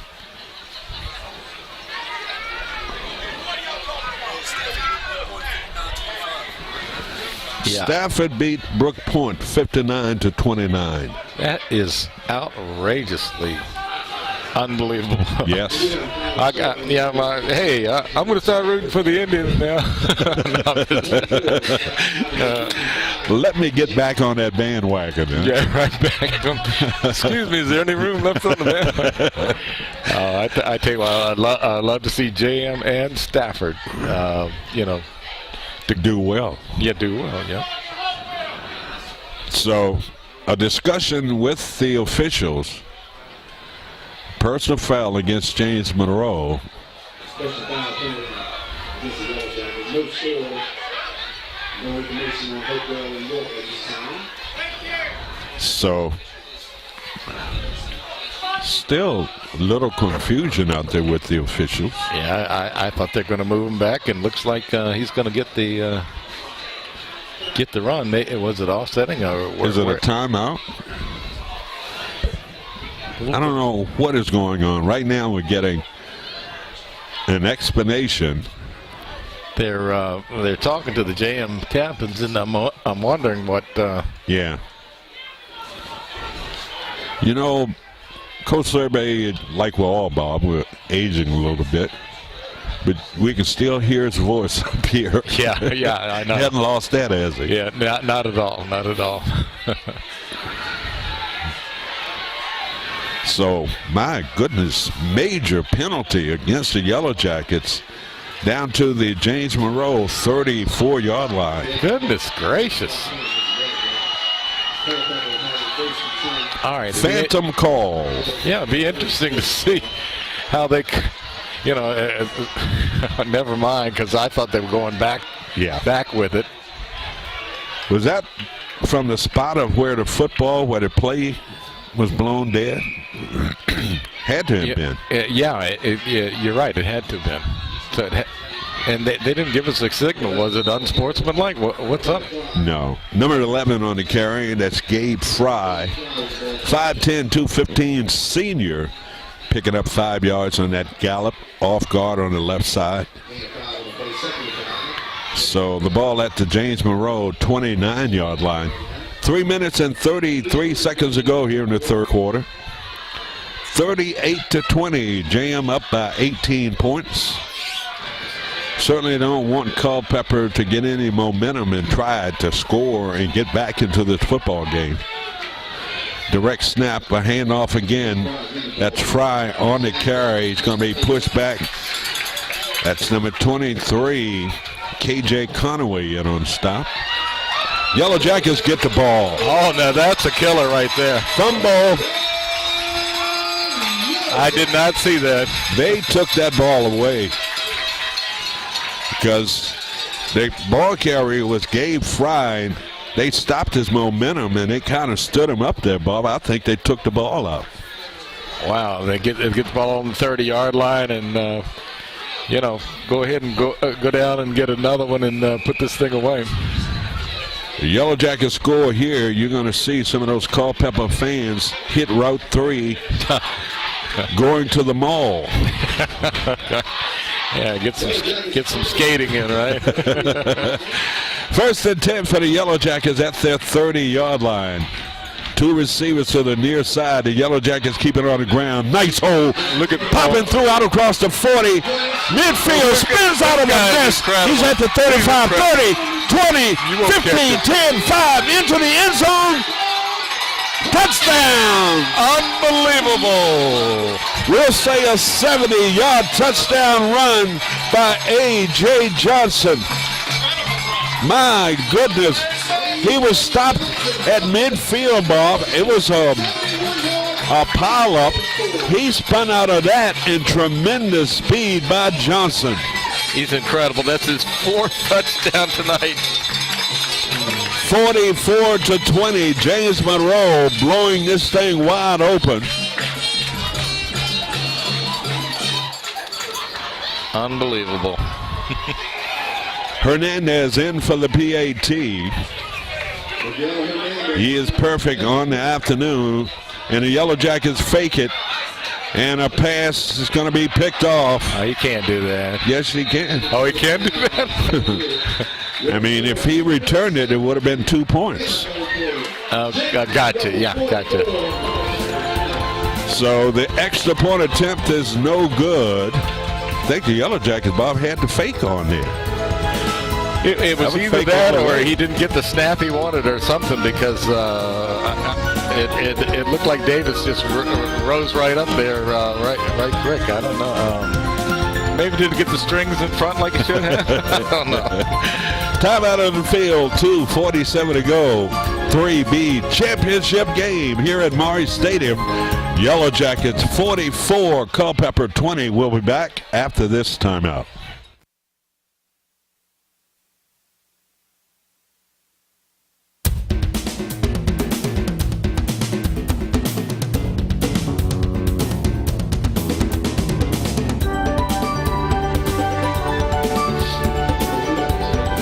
Welcome back to Maury Stadium. 2:47 to go. Guy just gave me the score and forgot it. Hopewell and York. Hopewell leading 34-6, I think. Wow, another strong Hopewell team. All right. 34-6, Hopewell on top of York in that other championship game. And the Yellow Jackets have got to put this guy on the ground. That's Capone Hoffman on the return. Got two injured Culpeper players down. Ouch. Boy, this thing is getting physical. Yeah. Okay, one's up. The other guy's going to stay down first.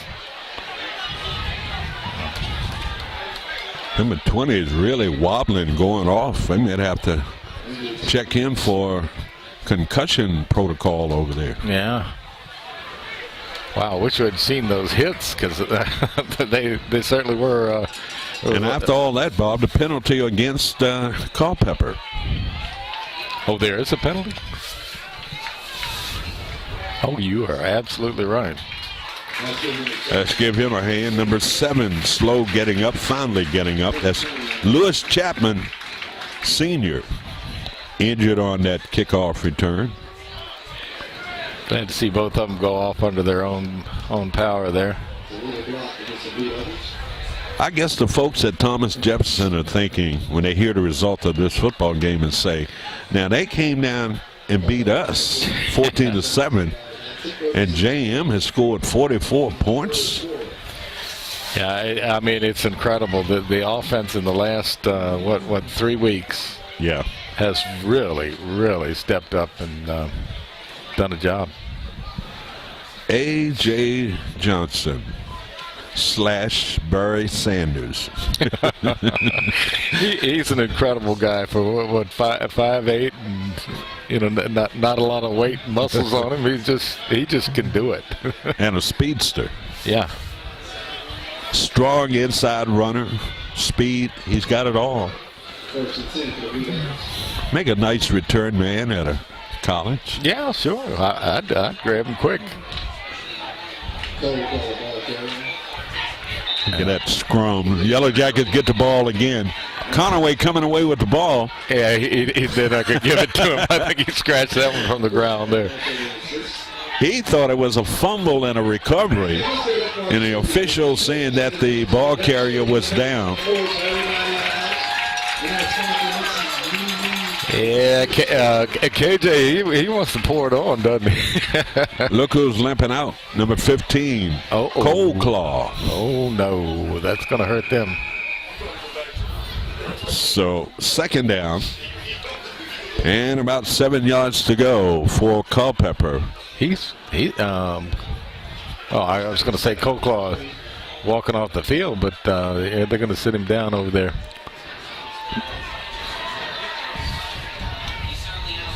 So second and 7 yards to go, and a run, and number 22, that's Chris Carter with the stop for the Yellow Jackets. Well, you got some Culpeper players, Bob, dropping like flies. Yeah, a lot of injuries here now, and that's conditioning. Yeah, and the Jackets are. Surprisingly, it just doesn't look like the manhandlers. Yeah. But I tell you what, they have been hitting hard. And I think we talked about it earlier that the Yellow Jackets had to come out and punch him in the mouth and kind of dictate the tone of his football game. Nice run up the sideline. That's Capone Hoffman. And that's going to move the chain on the far side for. So it looks like it could be a matchup between Hopewell and James Monroe if things continue at both sites this afternoon.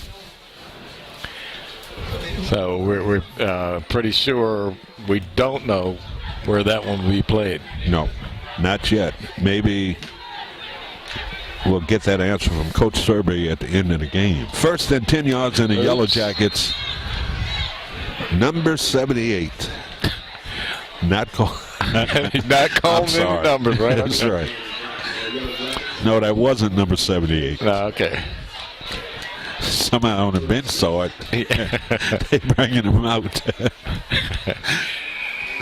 So, first and 5 after that offsides penalty against the Yellow Jackets. 52 seconds remaining here in the third quarter. Yellow Jackets, that's number 1. Boy, he was hit hard. The ball, I thought he came out. He didn't get back to the line of scrimmage. So that's Hoffman on the carry. You know, I haven't seen Colclaw back in the game yet. No? I'll see if I can spot him over on the sideline. So second and 8 yards to go for Culpeper. Blue Devils played the Yellow Jackets well in the first half. The Yellow Jackets have taken control of this football game. That's going to be the last play. Timeout by Culpeper with 13 seconds to go, so we will have another play. So that's where we are, Bob. Yeah, they got a full quarter, whole fourth quarter to go with one timeout. So they will have one other chance to stop the clock in the fourth quarter. Yeah, I mean, we've always talked about running clock. It has to be a 35-point margin. Okay, so I actually stumbled across that. God bless you, Herman. You're the man. We neither one of us own a rule book. No, yeah, right. Do they have one? Do they have rules for this game? Oh, man. Culpeper is really slowing down. I'm watching them come up to the line and that sort of thing, and it doesn't look like they have don't have that much pep. zip. No. They have lost the pep in their step here. We're talking about the Blue Devils. Second down and 7 yards to go. Quarterback rolling to throw the football. And is it picked off?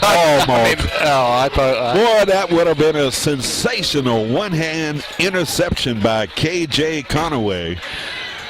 Conaway doesn't impress me as a defensive back. I see a couple of players that they all should be given game balls, Bob. Tremendous effort this afternoon. Yeah, the D really stepped up there after they got rolling. So that falls incomplete, stopping the clock with 5. They made a liar out of me, Bob. I say they had time for one more play. Right. Here they come up, play number 2 before time runs out here in the third. Yeah, it's nothing like an incomplete pass to stop the clock here. They say, let's do this for that broadcaster up there. Penalty against the Blue Devils. Boy, they're coming unglued at the seams now. Yeah, Culpeper, you can see the body language. Yeah.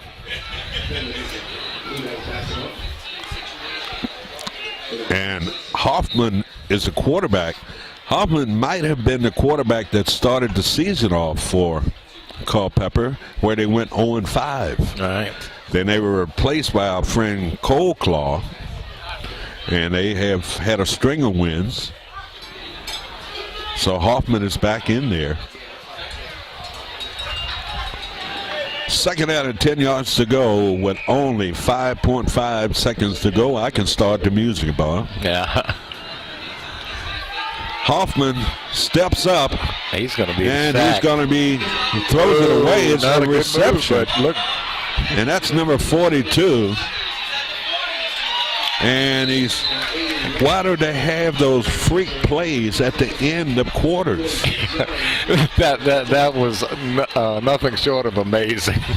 Wow. So they made the play, the completion, and Culpeper with a big gain out across the 45 to about the 46-yard line. And that's going to end the third quarter of play here at Maury Stadium. 3B Region Championship game.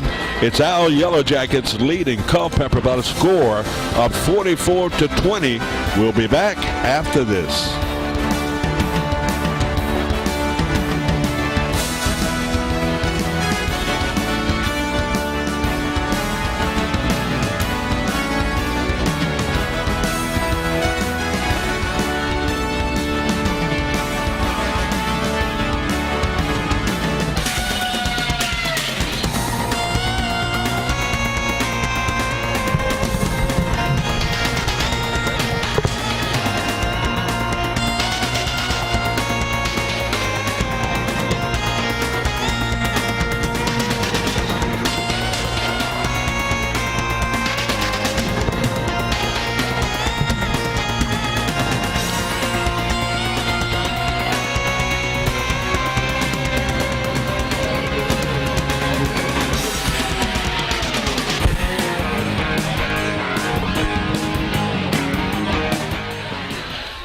Welcome back to Maury Stadium. 1st and 10 for Culpeper at their 46-yard line. That's going to be Hoffman on the carry. Might have picked up a yard on that running play designed to go around the right side. So the big question here with Cold Claw, Bob, out of the game. We saw him limping out middle way of that third quarter. Has not returned. I'm looking for him over on the sidelines, and I don't think I see him. We may see him again, but looks like they're just going to go back to what they started with at quarterback. And 11:21 to go, 2nd and 9 yards to go. Hoffman on the carry, and a scrum right at midfield. I don't know what the fans are. Might have been something trying to calm Charlie down a little bit. Number 54, Kerry Young, coming out, getting a breather. Kerry's had a great game. Yeah, I'd say the Jacket D has answered the call. 10:40 remaining. The winner will advance to the state semifinals next Saturday. And the way it looks, the Yellow Jackets can hold on here. They will play Hopewell. 3rd and 5 yards to go. Man in motion to the near side of the field. Quarterback. That's Hoffman. Hoffman breaking through, getting to the outside. Look at There'll be a this. foot race and pulled down from behind. Still on his feet. My goodness. What a big kid. Hoffman is 6'2", 170, a junior, but a big running play. One thing about the Yellow Jackets, Bob, you got to be concerned with, they say defense wins championships. Right. And the Yellow Jackets seem to give up too many big plays. Yeah, it's a funny thing. I think their frame of mind is, okay, we're just getting these guys getting together, and they forget what made them do so well. And, you know, I've always been told, and I'm sure these kids have been told as well, as a player, Bob, you play every down. Yeah. You can't give up and rest on a play. Here we go. 1st and goal in the red zone for Culpeper at the JM 7-yard line. Again, that's Hoffman. Hoffman is tackled right around the 7-yard line. That will set up a 2nd and goal from the JM 7. You got pride at stake here now with this defense. They do not want Culpeper to score. No, that's for sure, and they know they're wherever it is, they're going to go for touchdowns rather than a field goal, so they can put a stop on them here. They'll probably take over the ball. You know, I was talking about that state semifinal game next week, Bob. They rotate between regions. If it's our year, we could host that game. 2nd and goal. Hoffman rifles a pass and a nice catch. Yeah, nice job. Yes, sir. Number 3, that's Amani Hoffman, one of their brothers. Amani and Capone. Amani. Boy, that was a nice slant in the end zone. Ball was thrown high, but Amani Hoffman went high to grab it, so a 6-yard touchdown pass from Hoffman to Hoffman, the law firm. 44-26 our score. Extra point attempt here by the Blue Devils. And a high snap. The kick is up, and it is good. Timeout on the field. 9 minutes remaining in this championship game, 3B Region Championship game. It's James Monroe 44, Culpeper 27. Back after this.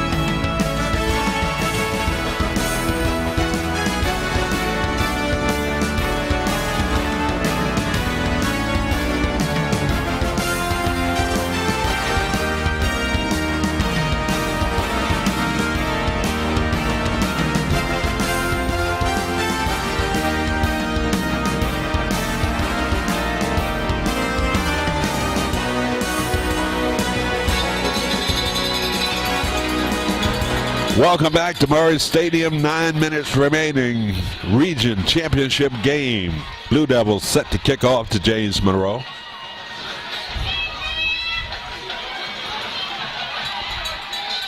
Short end over end kick. The Yellow Jackets fielded on the bounce.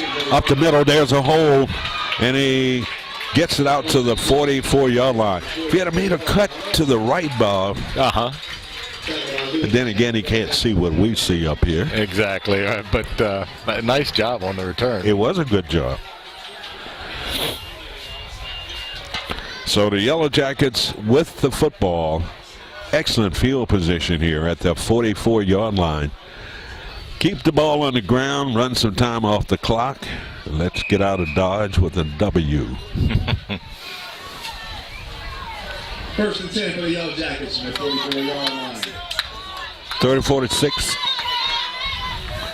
34-6 the final score. Hopewell beating York. And that's Chris Reeves with a nice move. Still on his feet. And he's pulled out of bounds down inside the 25 to about the 22-yard line. He was showing his running ability, wasn't he? Chris Reeves Williams.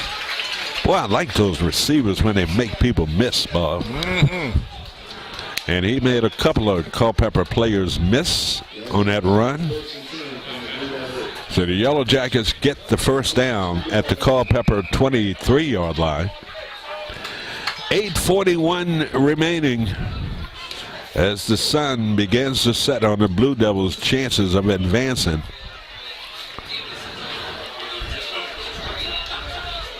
Yellow Jackets, a run. That's Bonham. Bonham with a nice run, cuts it to the outside. Turns the corner with the speed into the end zone. Touchdown, James Monroe. What a run. Wow. 24-yard touchdown run by number 3, Omaro Barnum. Boy, he was shaking and baking on that run. The Yellow Jackets have put up 50 points this afternoon, and it ain't over yet. Like to see a team come back and answer after Culpeper scored. Yeah, and we were saying get a nice slow drive. That was anything but a nice slow drive. They didn't run much time off the clock, did they? Extra point attempt here by Hernandez. It is perfect. Timeout on the field in this 3B championship game. 8:30 to go. Our score, James Monroe 51 and Culpeper 27. Back after this.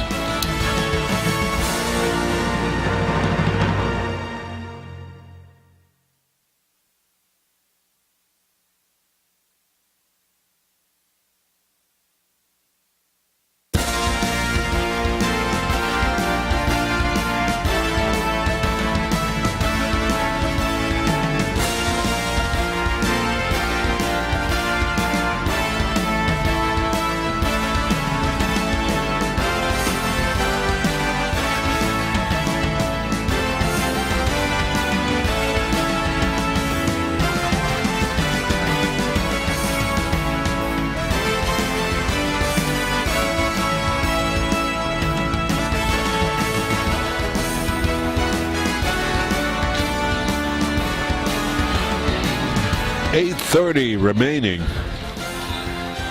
in the Blue Devils season, Bob. Not looking too bright for the Blue Devils, but looking good for JM. Hernandez with the kick, got to be taken into the end zone. Touchback, 1st and 10 for Culpeper at that 20-yard line. Well, we talked about the Culpeper support, the fans, Bob. They are still there. They have not gone to the mall yet. What are you talking about? 30 miles from Fredericksburg, and got a team that has a surprising season. You got to support them. That's good. He's going on the field. Okay. So 1st and 10 for the Blue Devils at their 20-yard line. They're going to have to throw the football, Bob, and this could be dangerous. And number 12, boy, that was a blocking sled right there, wasn't it? Yeah, it was. I tell you what. Josh Coleman, textbook tackle. Got my favorite number on, too. Number 12? Was that your number, Bob? Back in the day. Yeah. I wasn't allowed to wear anything under 40. We were the big boys, so we had to wear the big when numbers. When did they start letting running backs and receivers and all have such low numbers? Was it because I remember at one time if you were a receiver it had to be in the 80s, that kind of stuff. Yeah. Well, one good guy with a relatively high number was number 44. Oh, John Riggins, remember? Right. So, 2nd down and 10 yards to go. Hoffman on the carry.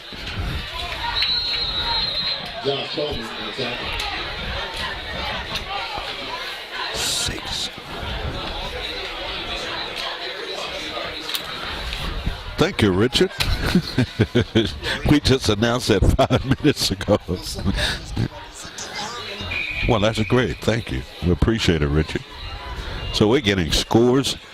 We have a cast of people working here, Bob. Yeah, it's just Tech City, We got all over the universe. So 1st and 10 for. Ouch. And I thought that tackle moved on the far side. Number 77. Let's see. Going to be a false start. Maybe they'll call. Respective teams pointing at each other. Yeah, okay, so they believe. And so the Yellow Jackets getting offsides penalty. Also, fans like to help out Mr. Carnell in the street. They're picking up your trash when you exit the stadium this evening.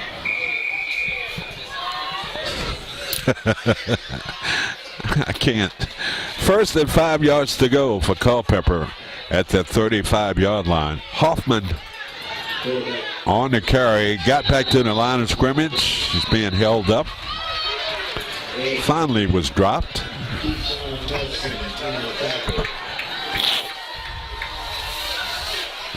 No gain on that running play, setting up a 2nd down. And 5 yards to go. 6 minutes remaining in this championship game here at Maury's Stadium. Been a lot of great football played on this field, Bob. Oh, indeed. Indeed. Couple of state championships. 2nd and 5 yards to go for the Blue Devils at their 35-yard line. Low snap to quarterback Hoffman. Going to be flushed out of the pocket and sacked. Thomas Williams with the sack. Thomas a little bit excited. Well, yeah, he 10th grader too. I don't see why. I mean, I do see why. So Williams getting his first sack of the season. Want to see some of those young players get in there. Yeah, it won't be too long before JM starts putting some fresh jerseys in, I'm sure. So 4:57 remaining. 51-27 outscore. 3rd and 15. Hoffman dropping back, flushed out of the pocket again. Throws a pass, was nearly intercepted.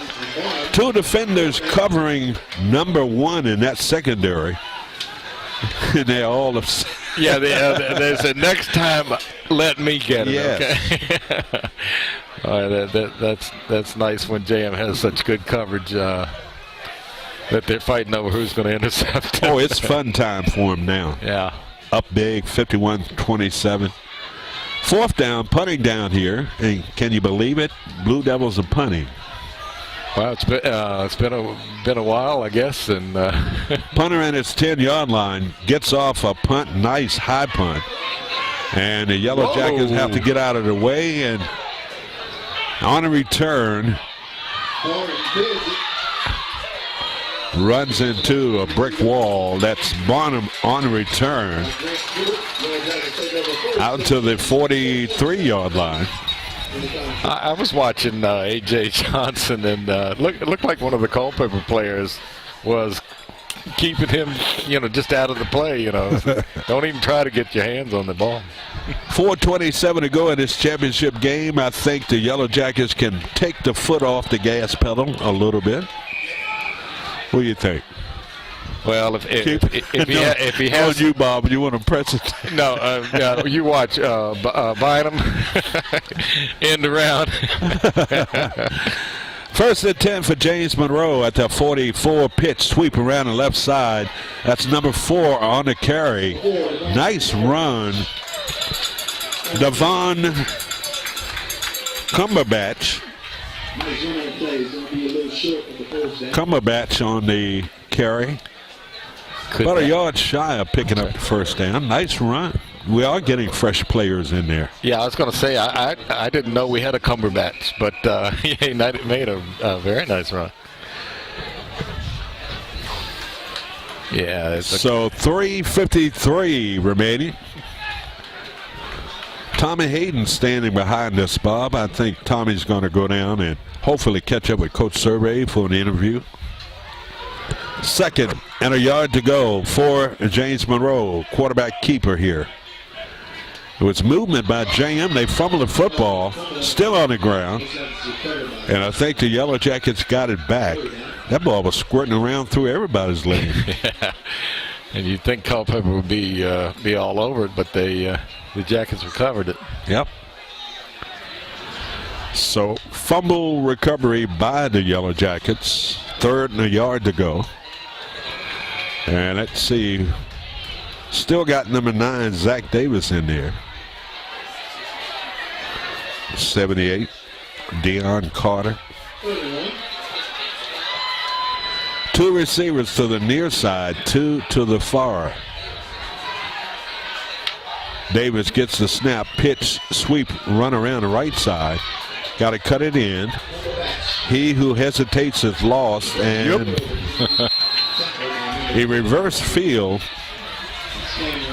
Devon Cumberbatch on the carry. So that's going to set up a 4th down here with 2:27 to go. What year is Cumberbatch? He is a junior. Okay, so they're getting a little forecast going here. So 4th and 5. And Hernandez, the punter, standing back at his 36-yard line. Deep man for the Blue Devils, standing at his 19. See if we can get a good punt here by. Nice punt by Hernandez. Blue Devils going to let it bounce. Look at him. Trying to fan it. Huh? Yeah, trying to fan it on down the field. Good punt, pinning Culpeper down inside the 10 at about the 7-yard line.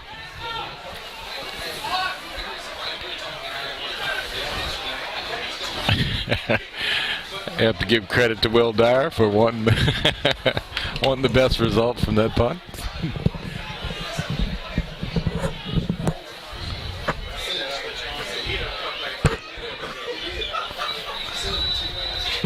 Watch my cue.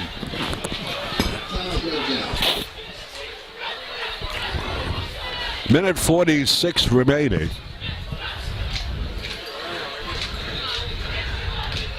We are the champions. Regional championship in a year where they were. They were out of it. Yeah. Middle of the season, Bob. It seemed like it, yeah. So the Yellow Jackets bounced back and put together an exceptional season. You know, their record at one time, they started off 0-3, and everybody was wondering, you know, what kind of team. We couldn't pick the personality of the team because they had none. Yeah, and I remember even listening to some people say, okay, we have no leaders, we have nobody, you know, stepping up, and then all of a sudden something caught fire, and the Jackets turned this thing around and having a good season, great season. Final score: Hopewell 44, York 6. So Hopewell will play the Yellow Jackets, and a slant pattern across the middle intended for Amani Hoffman. That falls incomplete. Stopping the clock, a minute 42 to go. And you know what? The Culpeper fans have got to be happy with what they've seen from this team in the second half of the season. Absolutely, yeah. Look at the crowd, and I mean, you know, they pretty much have stayed around. So I think they really appreciate what Culpeper did. I mean, when you look at percentages, how many teams that go start 0-5 and end up in the playoffs? Exactly. Not too many. Yeah. So the confetti is beginning to fly here at Maury Stadium as the Yellow Jackets began to celebrate. Hoffman swing pass and might be enough for a first down. What's up, Noop? David Williams in the press box. Thank you for bringing that good luck. All right, buddy. Minute 14 and counting down here in this football game.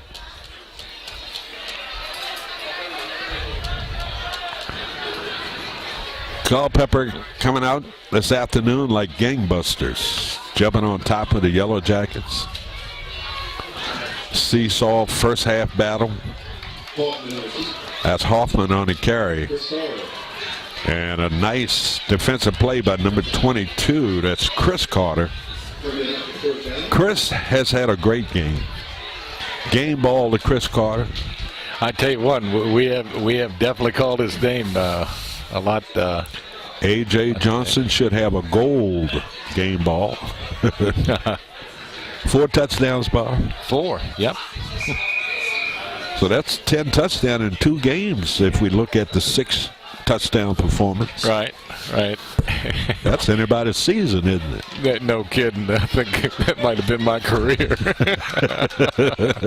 Oh, brother. First and 10 yards to go for the Blue Devils. 29 seconds to go. Hoffman with the snap rolling to his right. Gonna have to get rid of it. Throws it as far and as hard as he can. It falls incomplete.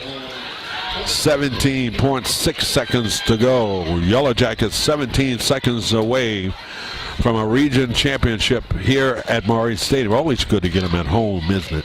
Oh, it is. And if there's some kind of rule that says that Hopewell's coming here, I'll be so happy. We don't know, so hopefully Coach Sturby can answer that question as we send Tommy Hayden down on the field to try to grab a couple of players and coach the winning coach. Probably one more play, a couple of plays if it's a pass play. They run it, that's it.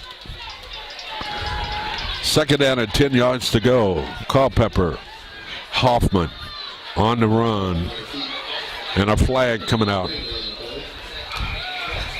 If I was an official, Bob, I don't think I'd have the nerve to throw a flag. Yeah, would you? No. So it's going to be a holding call. Insult to injury for Culpeper. That's when he could have kept in his pocket, isn't it? Exactly. Well, at this point, you know, they have to be diplomatic. 10 seconds to go. Holding call against Culpeper. So the Yellow Jackets will have a winning record. First time this season. Huh? Yes. Yeah, my goodness. They were at 500 one time. Never. Oh, somebody just got the water jug. Could they got surveyed? Oh, yeah. Last play of the football game, that's Hoffman. He wants to try to, you know, keep things going. Kind of pad his stats there a little bit. That's going to do it. The Yellow Jackets have captured the 3B Region Championship this afternoon here at home. That final score, JM 51, Culpeper 27. We'll be back with interviews and scores from other games coming up after this timeout.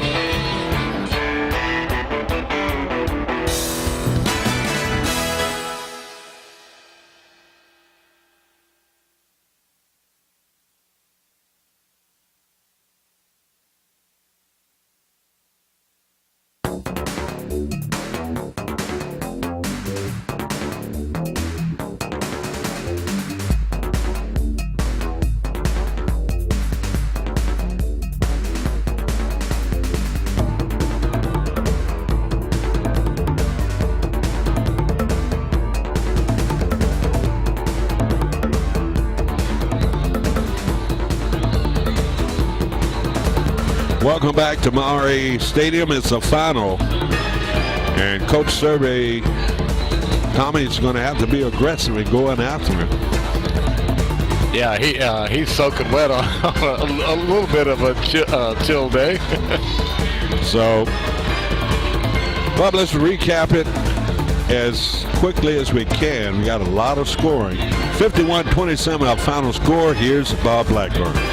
Okay, Culpeper got the start in the first quarter. They only scored. At 3:59, Coleclaw ran for 4 yards. The point after was good, and Culpeper took a 7-0 lead into the second quarter. JM came back at 9:07 on an 80-yard TD run by A.J. Johnson, 1 of 4 today.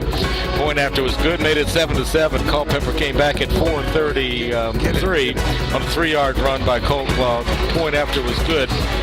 They took a 14-7 lead. JM was right back at 3:14 on a 21-yard TD pass from Davis to Woolridge.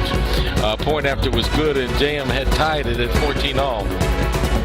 Bob, let's interrupt for a minute. Let's go down on the field of Tommy Hayden. Okay, Tommy finally caught up with Coach Rick Survey. Over there, give it out, Sam. Biscuits. Hey, Coach. Hey, how you doing?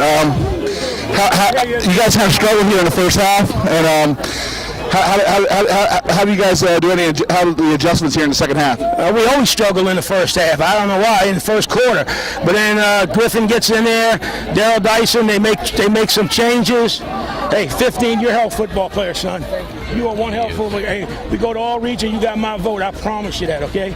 You're a great kid. All right? You're a great kid. Good job. Okay? All right. But AJ Johnson had a heck of a game today. Yes, he did. AJ's a heck of a running back. All we got to do is try to crack him loose. Once we crack him loose, they ain't going to catch him. I'm sorry. And, Culpeper came out. I think we wore him down. I actually think we wore him down. We tired them out. The running game really came on in the second half, Coach. Yes, it did. The offensive line came in, got second wind, got some water in them, and played a great second half.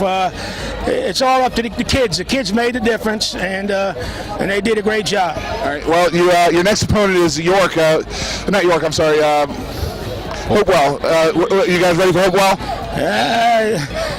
I'm going to enjoy this for about a half an hour to an hour, and then I'll worry about Hopewell. But Hopewell's really good, so we got our work cut out for us. All right. Thank you, Coach. Go to York. All right. Thanks. All right, thank you, Tommy, with winning coach Survey down on the field. And Tommy's looking for some other players. But Bob, you can pick up where you left off. I'm sorry to interrupt you. Yeah, not a big deal. Let me know when Tommy finds a player here. All right, anyway, in the next minute of the first half, JM really exploded. At 1 minute, they had a 5-yard TD run by A.J. Johnson, his second of the afternoon. Point after was good, 21-14 JM. And Culpeper came back with 18 seconds on a 64-yard touchdown pass. Their point after was no good. It made it 21-20 JM. JM scored one more time in the first half with 2 seconds left on a 47-yard field goal by Hernandez, and we're still trying to find out if that's the longest one ever for JM. But at any rate, JM took a 24-20 lead into the locker room. JM scored again in the third quarter at 8:59 with the 5-yard touchdown run by A.J. Johnson, his third of the day. Point after was good, made it 31-20, and JM never looked back after that. JM scored again with a 35-yard interception by Alden Ryan. And point after was good, made it 38-20 James Monroe. They scored one more time in the third quarter with 2:47. And that was a 70-yard TD run by A.J. Johnson, his fourth of the night.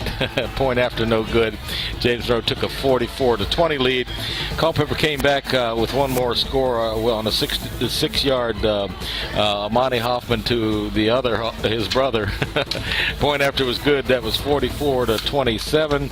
And JM put the icing on the cake at 8:30 in the fourth quarter with a 22-yard run by Bynum, and the point after was good, making the final score James Monroe 51 and who is it? Culpeper 27. I'm sorry, I apologize. How soon we forget. I apologize. Final score 51-27. Thank you, partner Bob, for all of that information. It's been a wonderful afternoon if you're a James Monroe High School fan. And if you're looking at the screen now, they were just holding up that Region 3B trophy, and all of the winning players gathered on the field down there. What a great afternoon for James Monroe High School football as they advance to the state semifinals next Saturday, and they will play Hopewell. We don't know whether that game will be in Hopewell or if it's here in Fredericksburg, but we will certainly let you know. I got my fingers crossed that it would be played here at Maury Stadium. Yeah, I'm ready to write a check. Do you know where the game's going to be played, Julian? At Hopewell? Now, but what they do, they reverse the regions from year to year, so. Okay. So it's PowerPoints, so that means Hopewell will host the game, and we will be there. Been there at that stadium a few and times. Done that. And done that, yes. Well, let's wrap it up here, Bob, but what a great afternoon of high school football here at Maury Stadium. James Monroe Yellow Jackets 3B region champions. Can you believe it? Wow, it sounds good. You never would have believed it as they were going along or they opened up. But congratulations to the Jackets, because there was a point there that they realized they could win if they just put it together. And even in this game, you know, they kind of seesawed with Culpeper in the first half of today's game, but took control. And what can we say about Hernandez? Probably a record-setting field goal of 47 yards in today's football game. A.J. Johnson had a great game. Game balls going to a lot of JM players for outstanding performances this afternoon. So once again, that final score for Jim, for Bob, I'm Herman K. saying so long from Maury Stadium. Our final score, it's James Monroe 51, Culpeper 27. We'll see you next week in Hopewell.